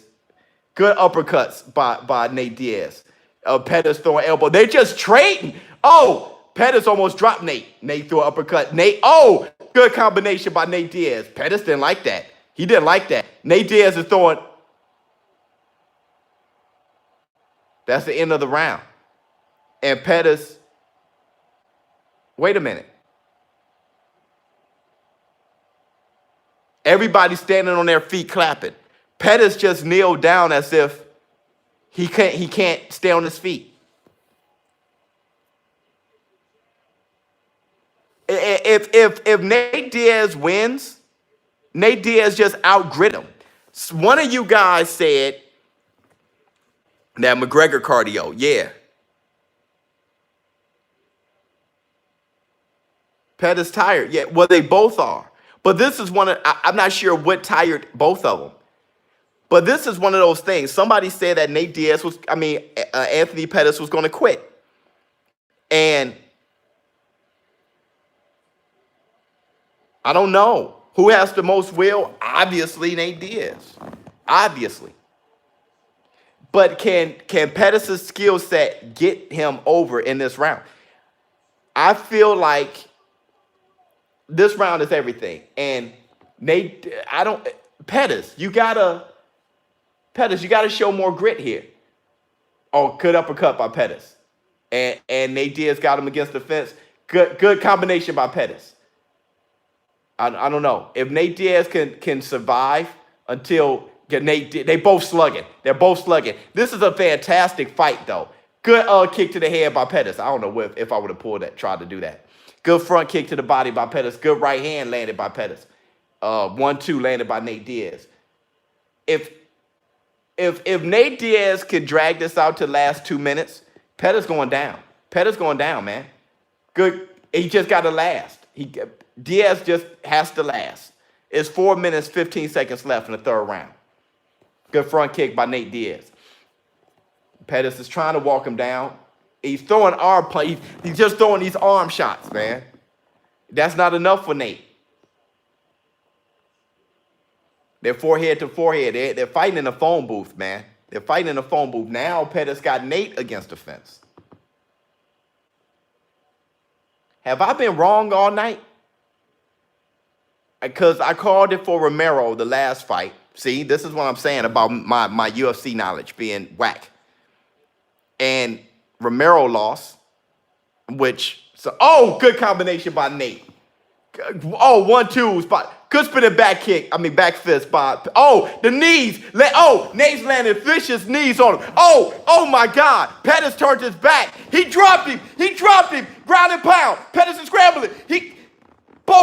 Pettis scrambled to his back. Dog, Nate is beating the hell out of him right now. Pettis is just scrambling, rolling around, and Nate's about to get his back. Got his back. Ground and pound. From the back. Up. What did someone call the triangle? leg triangle. That's what he's trying to do. And he did it, and he's about to roll him over. There you go. Elbow on Nate.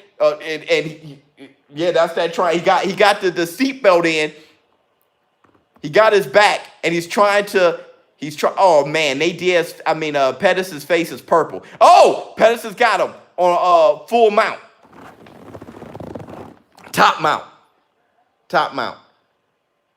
Pettis is on top of Nate Diaz. Kind of scrambling, kind of punching. If Pettis was almost out. He showed some grit.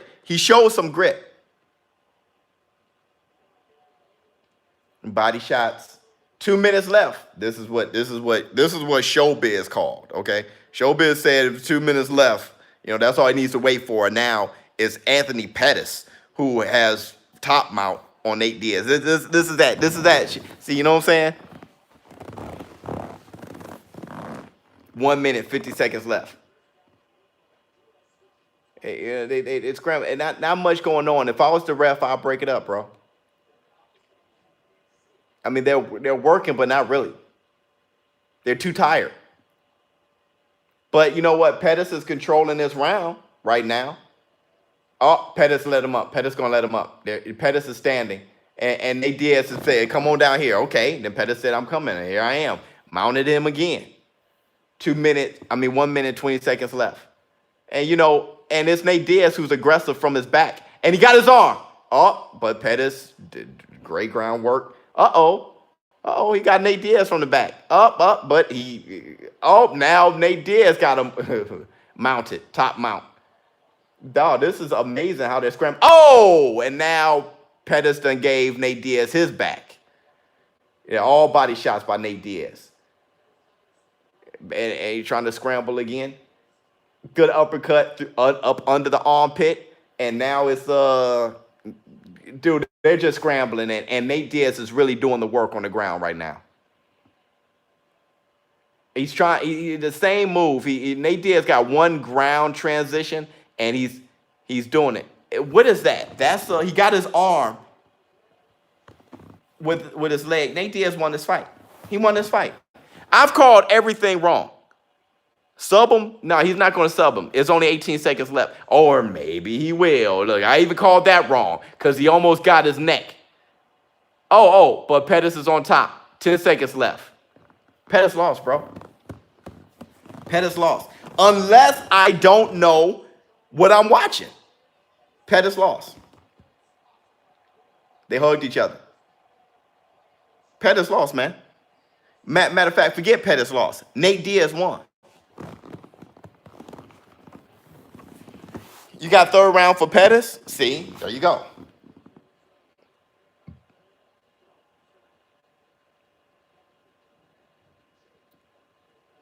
DC going to destroy him? There you go. Nate the Great. Biz. Pettis is a skillful fighter, but he is just missing that little something extra. Yeah, Brian H. You got it. Nate won for sure, but you just said Diaz won. Yeah, right. No, yeah, Nate Diaz, I think he won.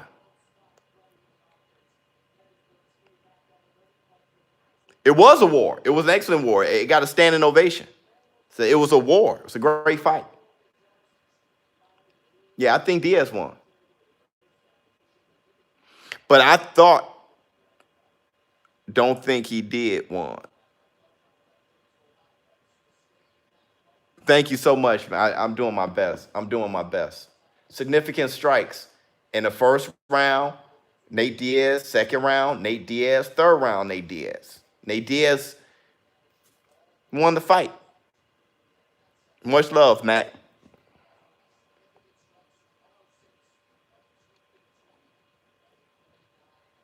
ShowBizz the GOAT, 96 God. Thank you so much. Pettis' cardio was not there. Neither was Nate's. Nate didn't look, he just showed more grit. Thanks, Leo. Much love to Atlanta. I mean, I don't know. Nate Diaz been gone for 3 years and beat Anthony Pettis.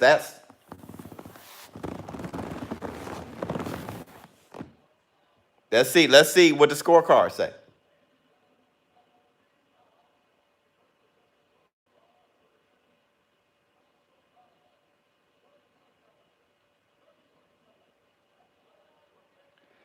(30, 27, 30, 27, 29, 28). Nate Diaz clearly won. He never was gone. Now, there you go. There you go. If you guys want to know if I know my UFC, the only fight that I've called successfully that's like, of course I've called the obvious ones, but the only ones, I had McGregor and Habib wrong. The only fight I called successfully that was like, whoa, good fight to call was Nunez against Cyborg. I knew Nunez was going to be Cyborg, and a lot of people thought Cyborg was going to win. That is the only one. I mean, I'm talking about that was like, whoa, good call. Once again, Romero, I called him to win. He lost. I just knew Anthony Pettis was going to beat Nate Diaz. Nate Diaz kicked his ass from pillar to post. So,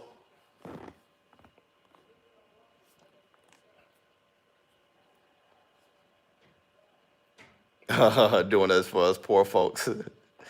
Romero, you know what? I thought Romero won, but maybe, I don't know how to score. You know what I'm saying? Maybe I don't know how to score a UFC fight.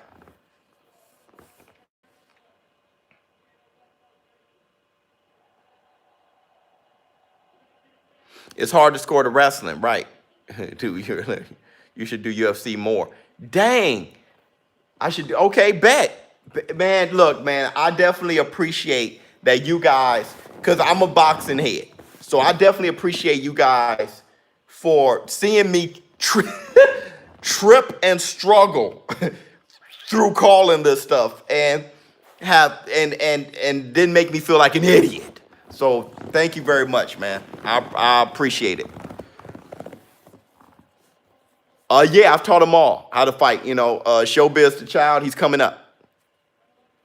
Donald Jones, thank you so much. You know how to score. Doing a wonderful job. Just need to study on the terminology. Okay, bet. That's what I need to do. That's why, and that just takes some effort. I need to put in that effort for these streams. Love watching you, funny. Thanks, dog. Who can beat Jon Jones? Is Fight Night Round 5 happening or what, ShowBizz? I hope so. I don't know, because I saw that video with Clarissa Shields said Fight Night Round 4, and I know Fight Night Round 4 was a while back. So maybe she just didn't know how many fight nights were out, or maybe it was a different game that reached out to her. Maybe I don't know, man. I don't know. It'll be nice, though. Who's the favorite, Cormier or Miocic?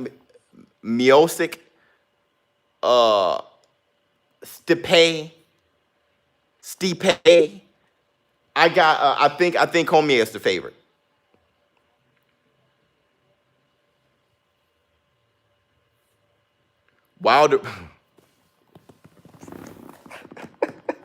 Wilder would do well in MMA.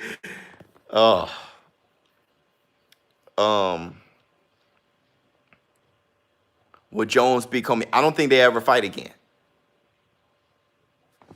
I agree with you on this.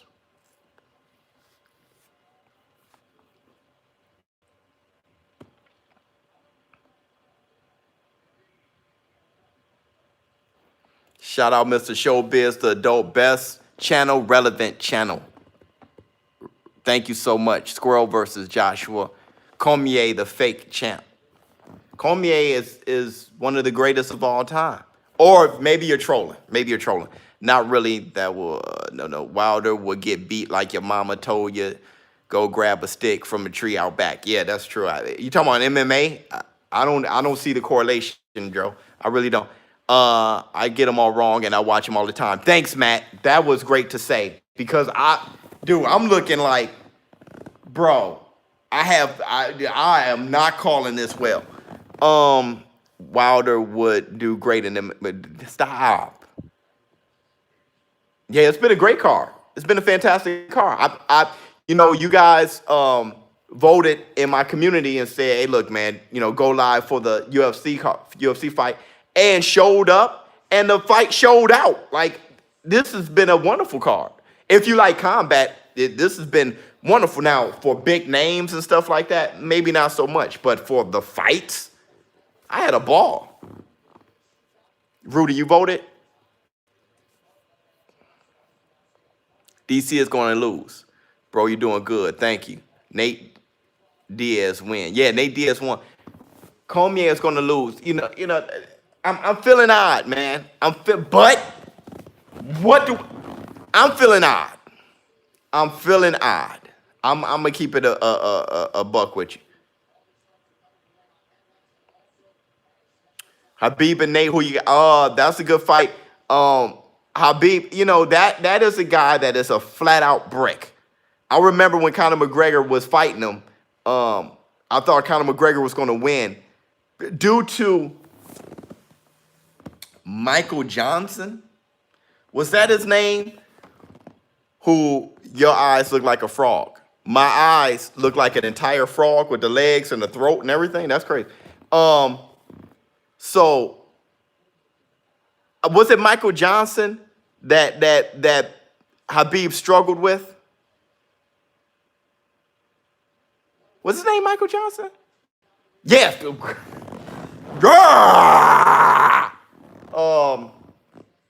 So I thought Conor McGregor was going to do some of that stuff, and Conor McGregor didn't kick to the legs like I thought he was going to.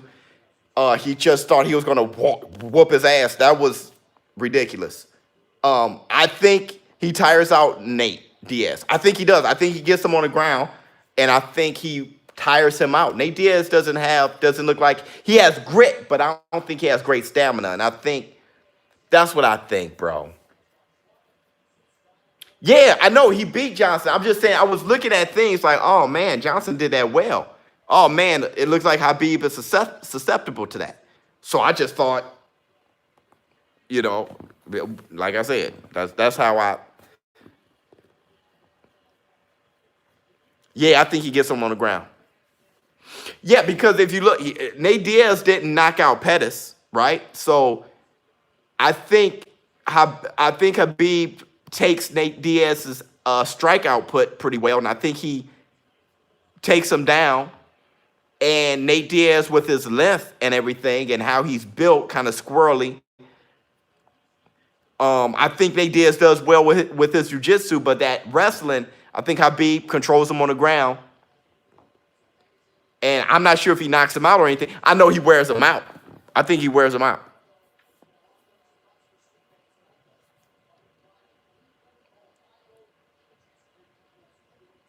Oh, Poirier, yeah, I think he does. I like him, though. I like him, though. I think he does. Habib is undefeated. He's he's an excellent fighter, man. Excellent fighter. I'm not completely sold on him being a dominant force for some reason. But I think he beats Nate. And I think Poirier, I think he has a chance.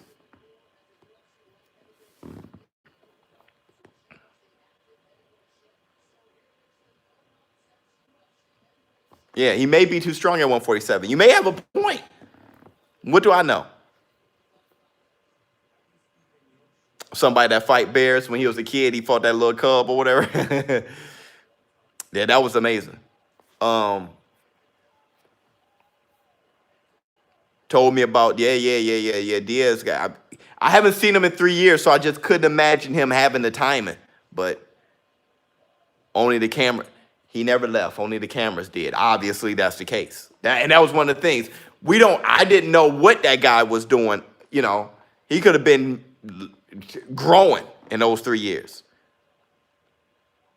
What's your opinion? Shorter boxing matches or smaller gloves? What would give speed more K? I think it should be longer boxing matches. I actually think it should go from 12 to 15. I don't know why it's an even number. I think we should try our best to avoid draws. And I think you take it to 15 rounds, you have more knockouts because people get more exhausted. I just think it should be taken to 15 rounds. So I don't know why they changed it to 12. It was 15 more longer than it was 12. So I think it should be 15. You got 8-round fights now. 10-round fights is your normal fight. 12-round fight is a championship fight. And I think it's too short. I really do.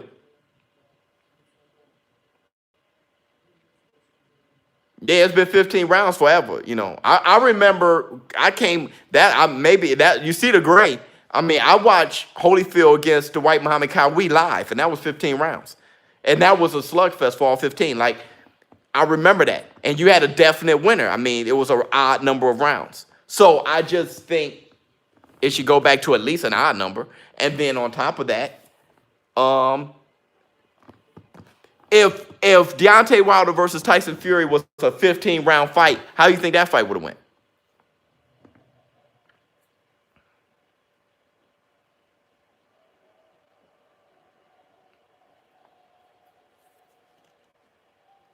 I should be on Joe Rogan Experience. That'd be fun, man. I think Joe Rogan, I got mad respect for his knowledge. I think he asks great questions. Rock yourself. You got that right, man. You got that right. I'm actually considering making that a shirt.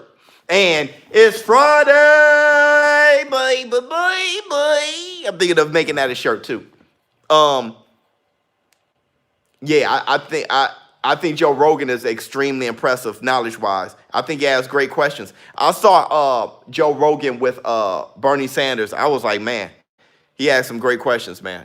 And he's a bit of a he do those conspiracy. He's just open-minded to everything, and I'm the same way. I would love to talk to Joe. Coffee. Yeah, I don't have my coffee, man. I'm actually burning out. But Stipe is coming out, which I was calling him Stipe forever. And I knew that wasn't his name. So thank you so much. Screw Bernie. I don't do politics as far as you can do whatever you want with Bernie. Let's not talk politics. Let's see. Y'all, you have a rival with round for round boxing, bro. Yeah. Round for round. That's another boxing game. Is it a rival? I don't see it like that because I have hope that they succeed. It seems like they have a pretty good roster. They're announcing their roster. We're focused. I'm not sure what they're focused on. I only know what we're doing. All right, and we're going a different direction, I believe, and we stopped exposing so much that we're doing creatively because we have other companies making boxing games, and it's not because they are rivals. It's because we want you guys to have different experiences playing the games. Like I said, there's room for many boxing games as long as they're different. You can't have all these games being the same. As long as they're different experiences, you can have Fight Night, Hard Knock Nights Live, and Round for Round. You can have all three of these games all together as long as they're different. So, much love. Come out with your games. Who should bless the cover? I think Canelo for Fight Night, or Pacquiao. Maybe Pacquiao. That'd be great.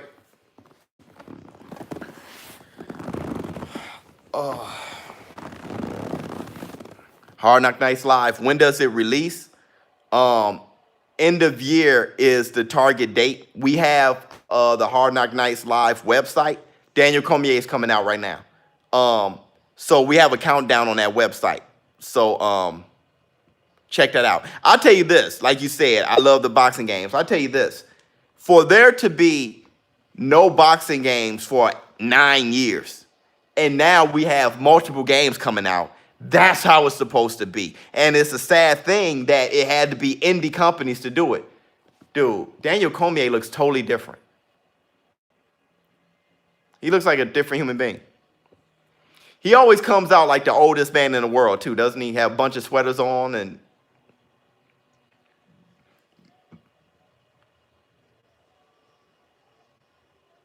Where do I think he's comfortable? I think he's more comfortable at heavyweight, and that's weird to say. But I always saw him as like drained. He looked stronger at heavyweight to me. He was flipping guys and doing amazing things at heavyweight, and I just thought that's where he should be. But for some reason, he fought down. I know he's a shorter guy, but I always liked him at heavyweight. Yeah, he's stronger at heavyweight. He just seems so drained and so like weird at light heavyweight, but he's one of the greatest light heavyweights of all time. You know, if not the greatest light heavyweight of all time. He's that good.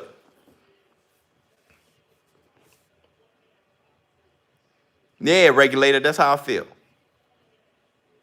Yeah, he just can't get past Jones. But man, he did it, man.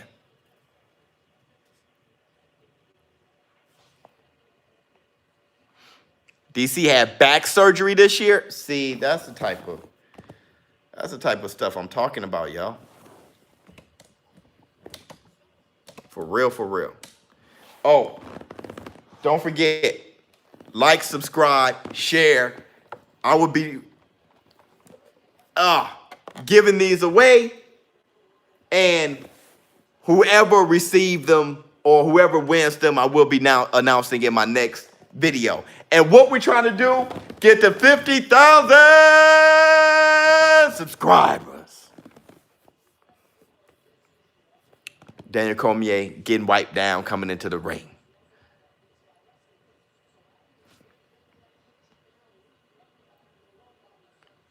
Your opinions are nothing. You're a cool guy, but you really don't know this fight game. Yeah. That's why I said I don't know the MMA. I know boxing though. But I've been asked to do more MMA, and I'm learning from you guys. So if you're willing to teach me, say stuff. Love your channel, bro. I started watching that Jones versus Santos fight. Great content. Word. So it was actually a UFC fight when you found me. Okay. Do you play UFC games because you are doing a better job than most people who are playing the game can help educate you on the submissions? Yeah, okay, cool. Yeah, I'll play the game more. I do have the game. I'll play the game more to help me with the terminology. Absolutely, that makes sense. Sam Farmer, the pink one. Where's Vegeta at? I was going to get Vegeta. I should have.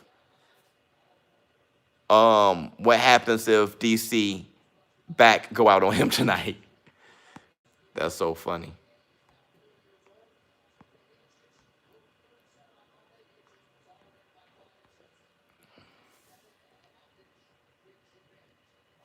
You got Stipe by TKO? By TKO. I broke my back. Spinal. It's funny. A bunch of people just showed up just now, and they heard me say, I broke my back. They like, dude, what is this? And then they left. Yeah, Mike Tyson, hilarious. Yes, Nate, that's what's up. What's DC look like? DC looks thick and chubby. Looks strong. He looks like Daniel Cormier. He looks like how Cormier looks at heavyweight. He's pacing back and forth, taking deep breaths. Stipe he looks very calm and relaxed. He's casually walking back and forth. He spit on the floor. He rubbed his feet in it. He's getting ready for war, bro. But he's very calm. And you know how Daniel Cormier kind of pace. He takes those deep breaths. He fills his lungs up a lot with breathing in his nose and breathing out his mouth. Walking back and forth. You know, not much shoulder development. I'm not sure. He probably couldn't work out like you know. He looks like Daniel Cormier body wise. He looks like Cormier heavyweight without the shoulder and back development, which makes sense now that I know he had back surgery, so he couldn't lift heavy. I don't know. They're announcing them right now.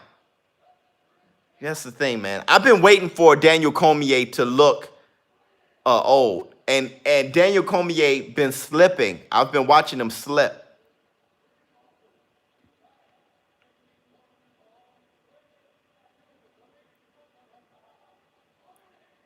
It's not Stipe.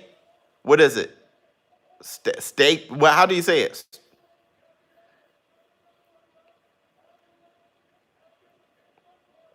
Thought he looked small in the interview the other day. Stipe. Thank you.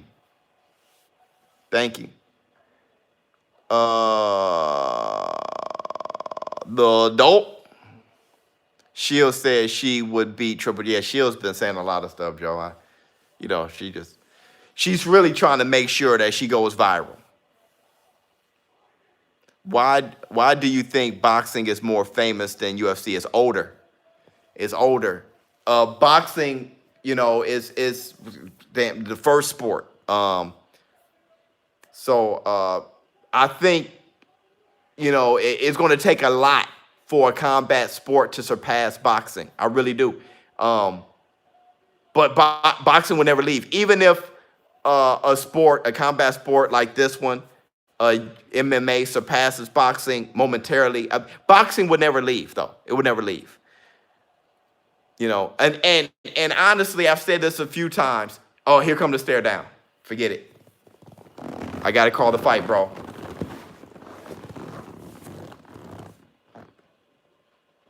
Hey, they gave each other mad respect, and they both went, yeah. And you know how Cormier goes back against the fence, and I feel nervous for Cormier. Man. That's such a warrior, man. And he really need to start thinking about calling it, dog. Because this is, round 1 of a 5-round fight, 4 minutes, 56 seconds. Cormier walking him down. Stipe started off with a leg kick to the inner leg, front leg of Cormier. And they're very patient, very patient. That's a lot of respect. That's different than every fight that's happened so far. Dang, that leg kick by Cormier really bent Stipe. Dang, those leg kicks, Stipe got to really avoid them, man. He got to check them. He's overreacting to them. That's the third leg kick by Cormier. Another leg kick. He's overreacting to him. Yeah, he hit the coin purse a little bit. God, that outside leg kick just turned Stipe again. He's overreacted to. Cormier went for the takedown, but it really wasn't there. Stipe footwork got out the way.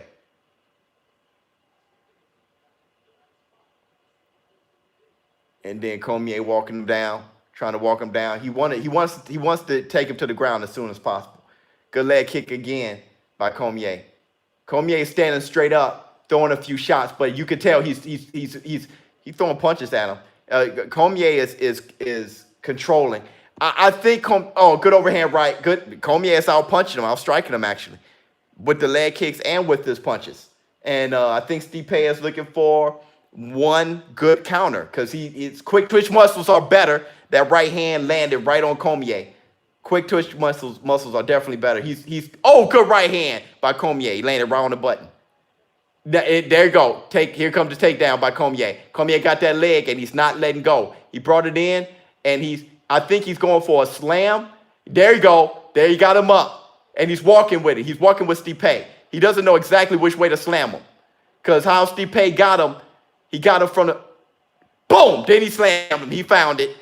That was a good slam by Cormier. Cormier got him mounted.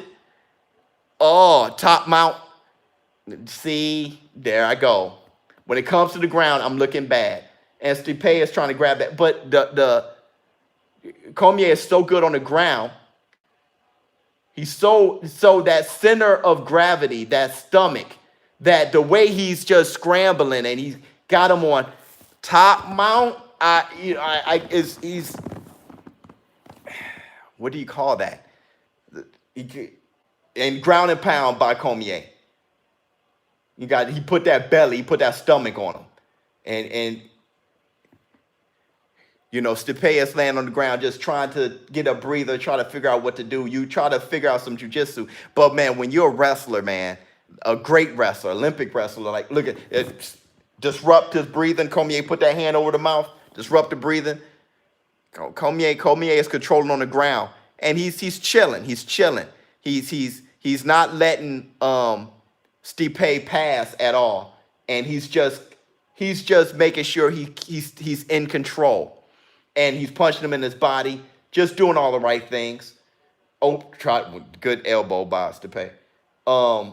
Boom, good ground and pound, good work by Cormier. 1 minute 24 seconds left in the first round.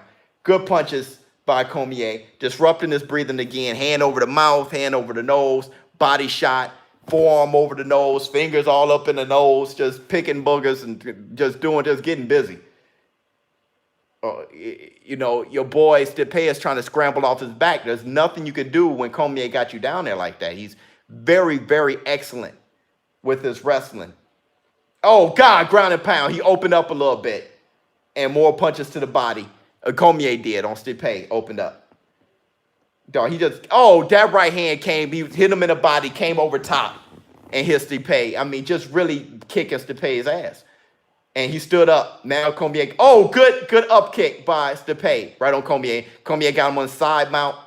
And see, now Cormier got his back. Bro, I need to play the video game or something. He got his back. Good. Oh, my God. Cormier's ground and pound, just hit him in his ear. He is kicking his dog. Jesus Christ. He is beating. Stipe ain't moving. He said, get off the fence. Oh, Stipe got Cormier's legs. Double leg takedown by Stipe? Possibly. Nope. Got that spread. Cormier got that spread. Cormier was hitting his ear, just beating his ear like a drum. That dude's ear is, I think the vegetation on his ear has tripled on Stipe's ear, has tripled. That guy's over here like, remember Nightmare on Elm Street? What's that, part 4? Remember the guy who had the hearing aid that tripped me out as a kid? Just wigged me out. He had a hearing aid, and then Freddie had the chalkboard. He was like, shh. That's what his ear looks like just beaten. It's just beat red. Yeah, all that vegetation. I got that from Mick on the Rocky movie.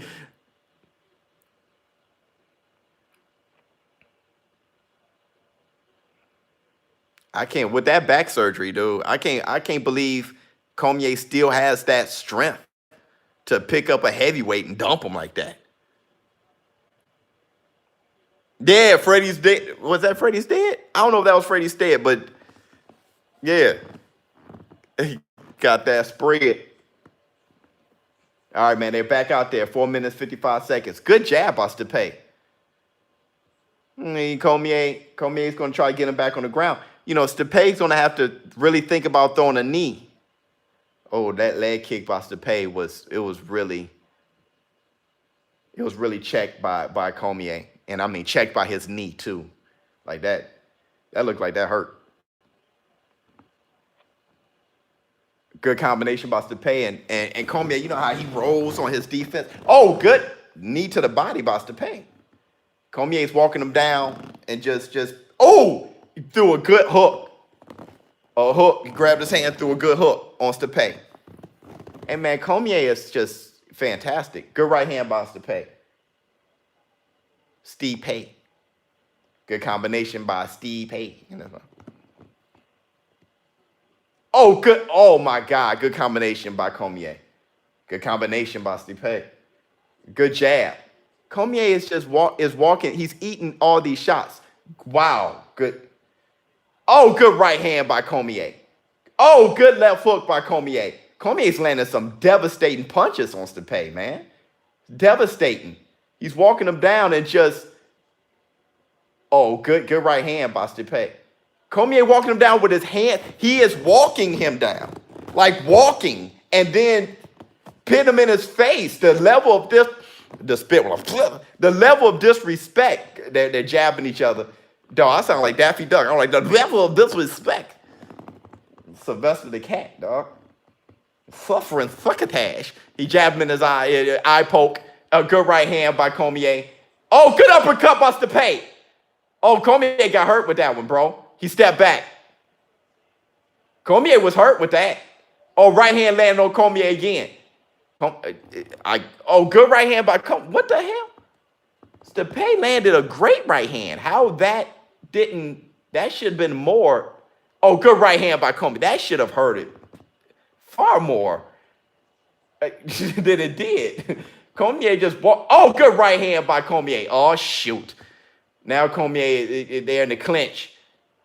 Cormier looked at the time, 2 minutes, 30 seconds. He reminded me to look at the time. Like, hey, look, ShowBizz, you got to look up there. Stipe got him against the fence right now. Hit him with a little shoulder shot. You know how that goes.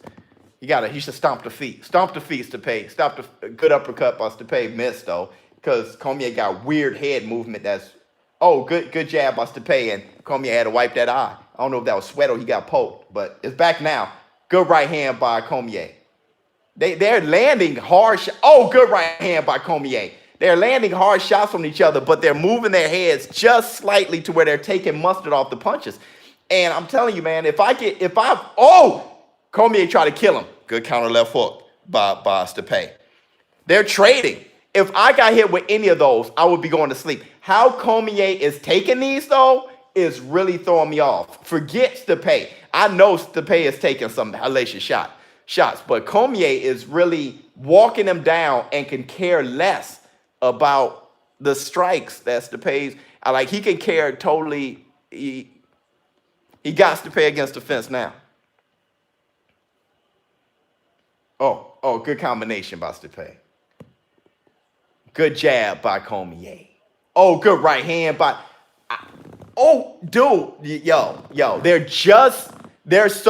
One of these punches can be a knockout, Joe. It's so good right hand by Cormier. Cormier is beating him. He's outstriking him, Joe. I mean, just walking and punch him in his mask, dog, and just takes what he has and this is insane, man. You know what? Stipe tried to trip him, and that didn't go down. And Cormier just tree trunk legs, just. Dude, Stipe can knock out Cormier if he lands the right shot. He just can't land the shot, dog. Where did the level of disrespect come from?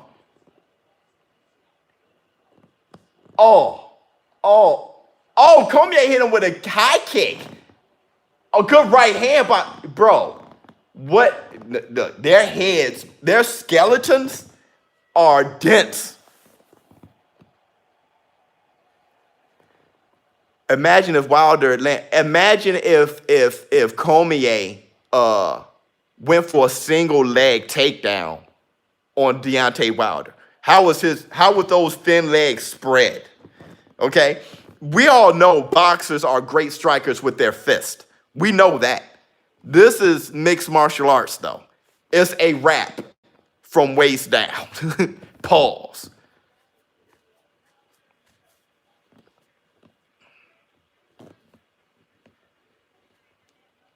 A boxer would light Cormier up. If Cormier wanted to stand there and strike with a boxer, I'm thinking Cormier would throw a few leg kicks, feint, and then take him down quick. And once he's on the ground, what would a boxer do with Cormier on the ground? Let's not talk about it. Dream Warriors. That was probably when I was a kid, that was like the scariest thing in the world. When that dude was walking like as a puppet, he was like walking in his sleep, but in his dream he was a puppet. That scared the mess out of me when I was a kid. Scared the mess out of me. I saw Lomachenko wrestling a little bit, but not enough. All right, round 3. Jab to the stomach by Stipe. Good jab by Stipe. Cormier won the first 2 rounds, man. I just like what he was doing.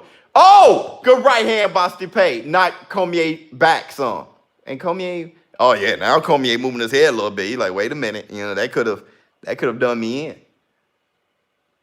Good jab by Stipe. Good leg kick. Stipe going for a takedown.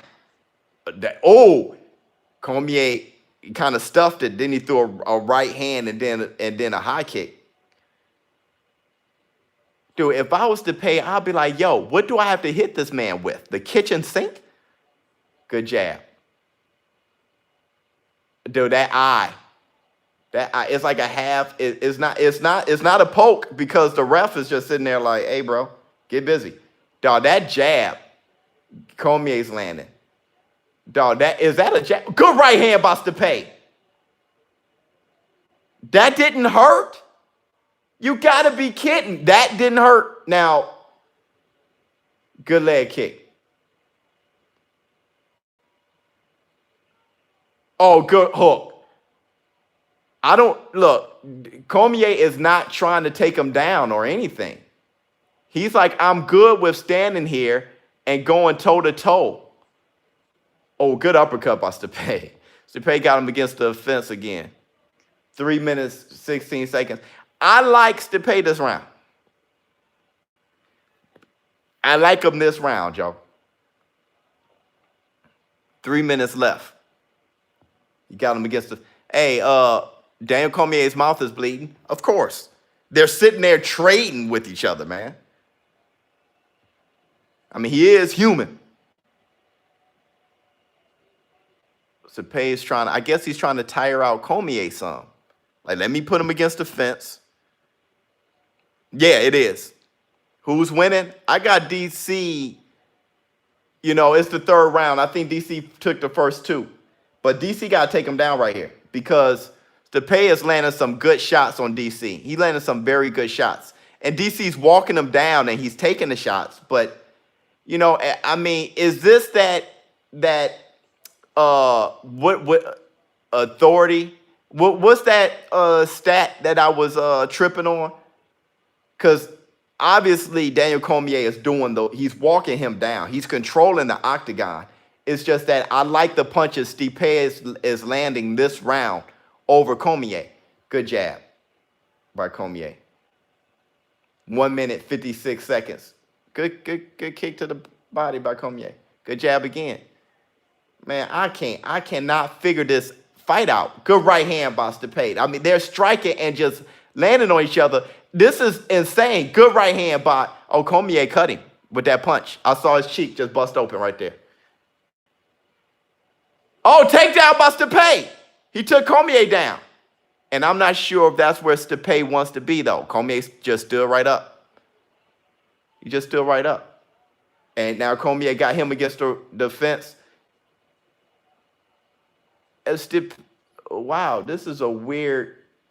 Boy, Cormier is very good with just scrambling and getting out of situations. Cormier was down twice.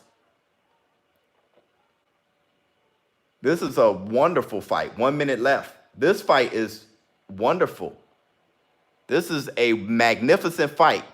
They're throwing punches at each other, just landing at will. Cormier is landing more now.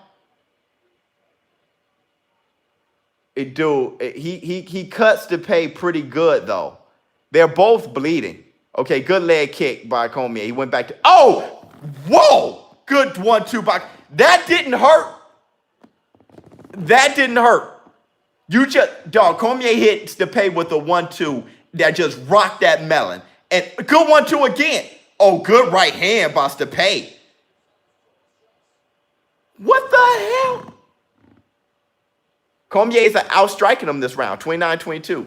But I like that takedown. But, dog, you mean to tell me that they're punching each other right in the face? Two heavyweights.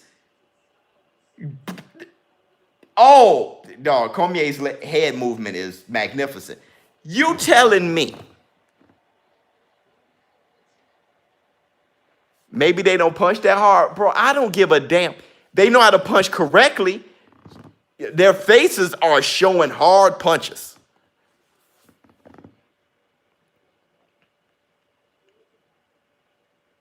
DC by eye poke. Yeah, this card is crazy. Don't forget, like, subscribe, and share.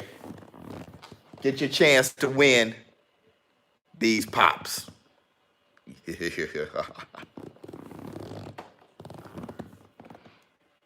Yeah, great. Please hit the like button. Oh my God.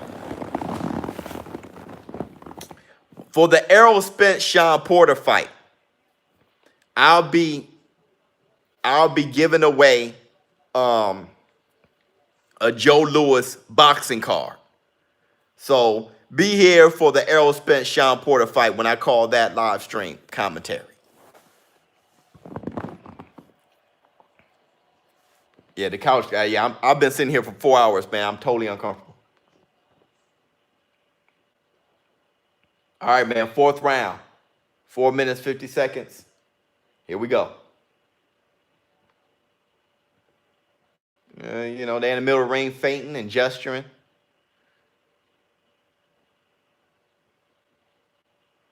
Stipe threw a jab, leg kick, jab. Stipe's walking them down. And Daniel Cormier taking a breather, thinking. Good double jab by Stipe. Stipe he's landing the strikes right now.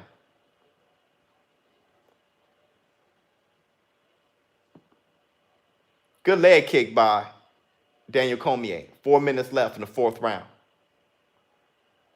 Oh, good combination by Cormier. Bro, these guys are just teeing off on each other's skulls. And like,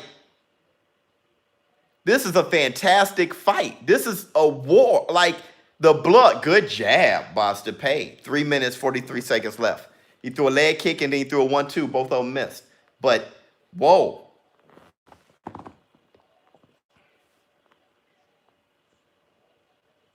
Good jab by Cormier.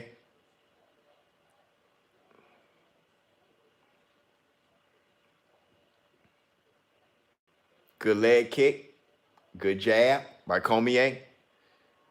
3 minutes, 16 seconds. I think Cormier is taking the round off. Most of it. He can't take 5 minutes off, but he's taking a lot off. Mouth open, kind of like just taking a breather. Good body shot by Stipe, but he hit all that stomach. That stomach is just hanging. Good body shot again by Stipe. He feinted the body shot and then threw the hook to the head. That was smart by Stipe. Stipe is running with this fight, man. He's running with it. I mean, this round, not fight, this round. 2 minutes, 40 seconds left in the fourth. Good right hand by Cormier. It was a counter right hand. So Stipe is going to the body with this hook. That's pretty nice, man. He's throwing a left hook to the body. That's very nice. He found it. He found that left hook to the body. And Cormier is trying to hit that left cheek because Cormier cut that cheek and he's just trying to land on that cheek. Good uppercut to the head by Stipe. Good left hook to the body by Stipe. That left hook to the body that he found is changing shit. It's really changing things, man. 2 minutes left in the fourth round. Cormier starting to walk him down. Good right hand by Cormier. Cormier is doing this standing. He's not. Dude, that left hook to the body is really by Stipe is making Daniel Cormier turn over, bend over. That left hook to the body. I wonder why Cormier isn't going for a takedown anymore. I wonder if it's his back. If it's his back. He's not going for a takedown.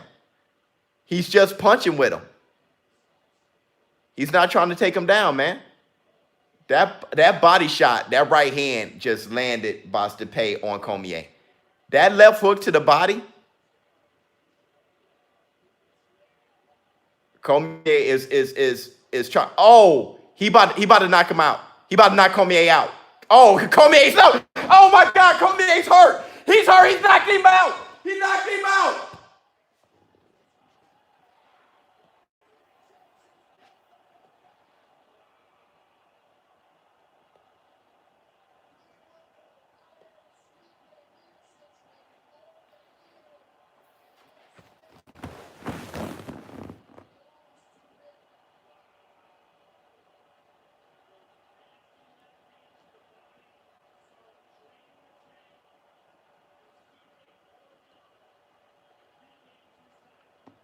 What?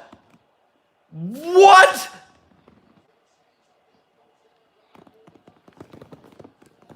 It was those left hooks to the body.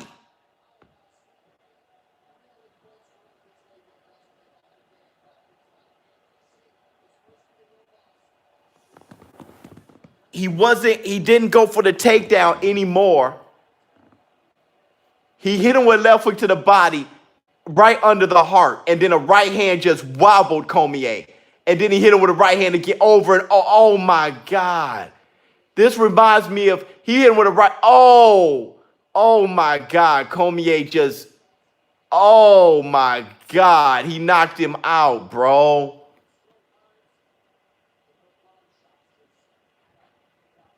The great ones got to be shown the door. And he fought. He fought. I went 0 for 3 today.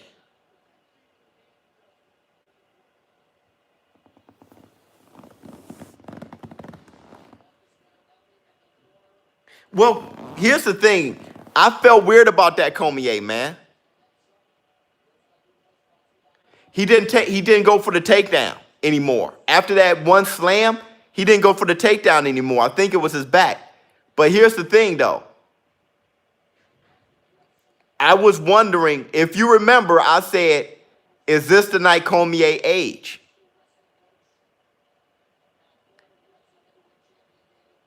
Yeah, Cormier controlled him on the ground the first round and didn't try to take him down for the rest of the fight.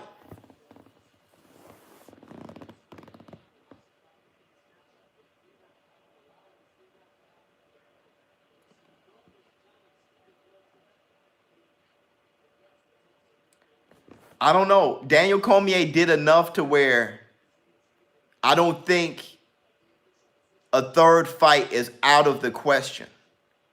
But it's kind of like Anderson Silva. Like, this is the beginning.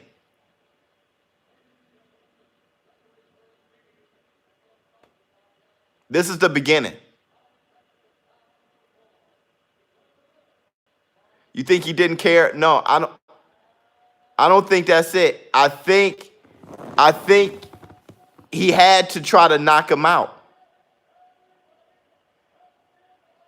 And he was like a champion, just trying to walk him down and knock him out. But I think he realized he couldn't go for the takedown. Wait, they're going to interview Cormier last. Look at Stipe.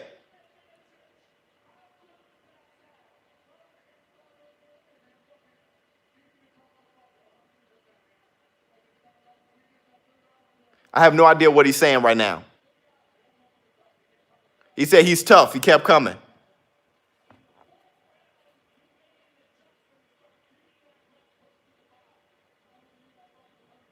That left hook to the body was it.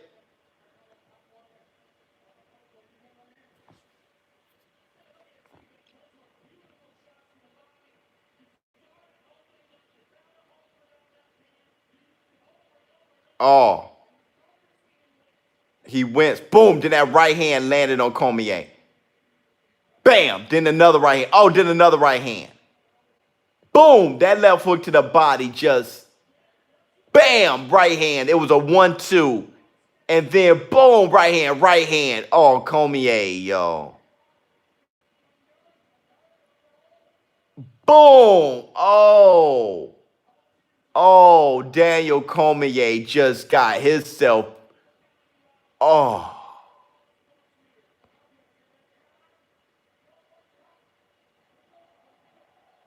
Dang. The heavyweight champion of the world.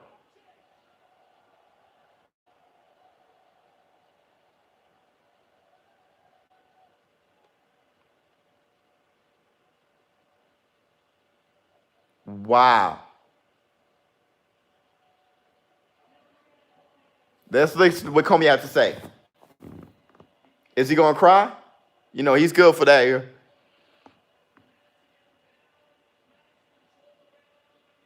Oh, he looks good.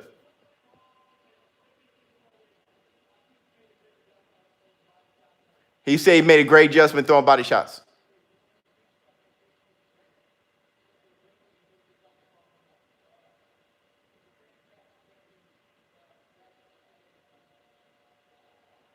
He said fantastic champion.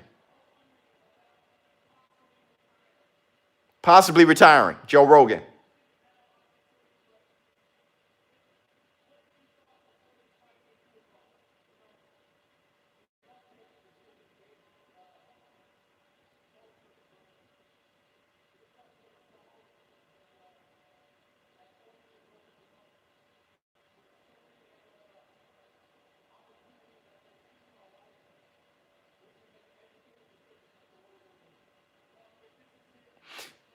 He said he's not going to make an emotional decision on retiring.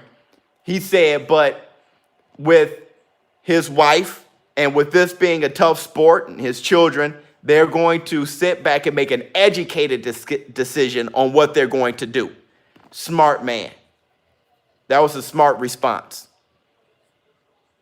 This was an excellent night. I'm happy you guys joined me in seeing this night. I mean, great night for UFC.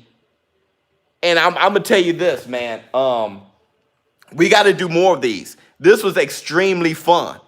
This was extremely fun. Rock yourself. You're right. Kid Boo. I'll let you guys know who won. But this was an excellent night. I'll let you guys know who won this. Before you leave, if you haven't subscribed, just hit that subscribe button. One person don't win them both. So somebody's going to win this. Somebody's going to win the other one. Man, great night.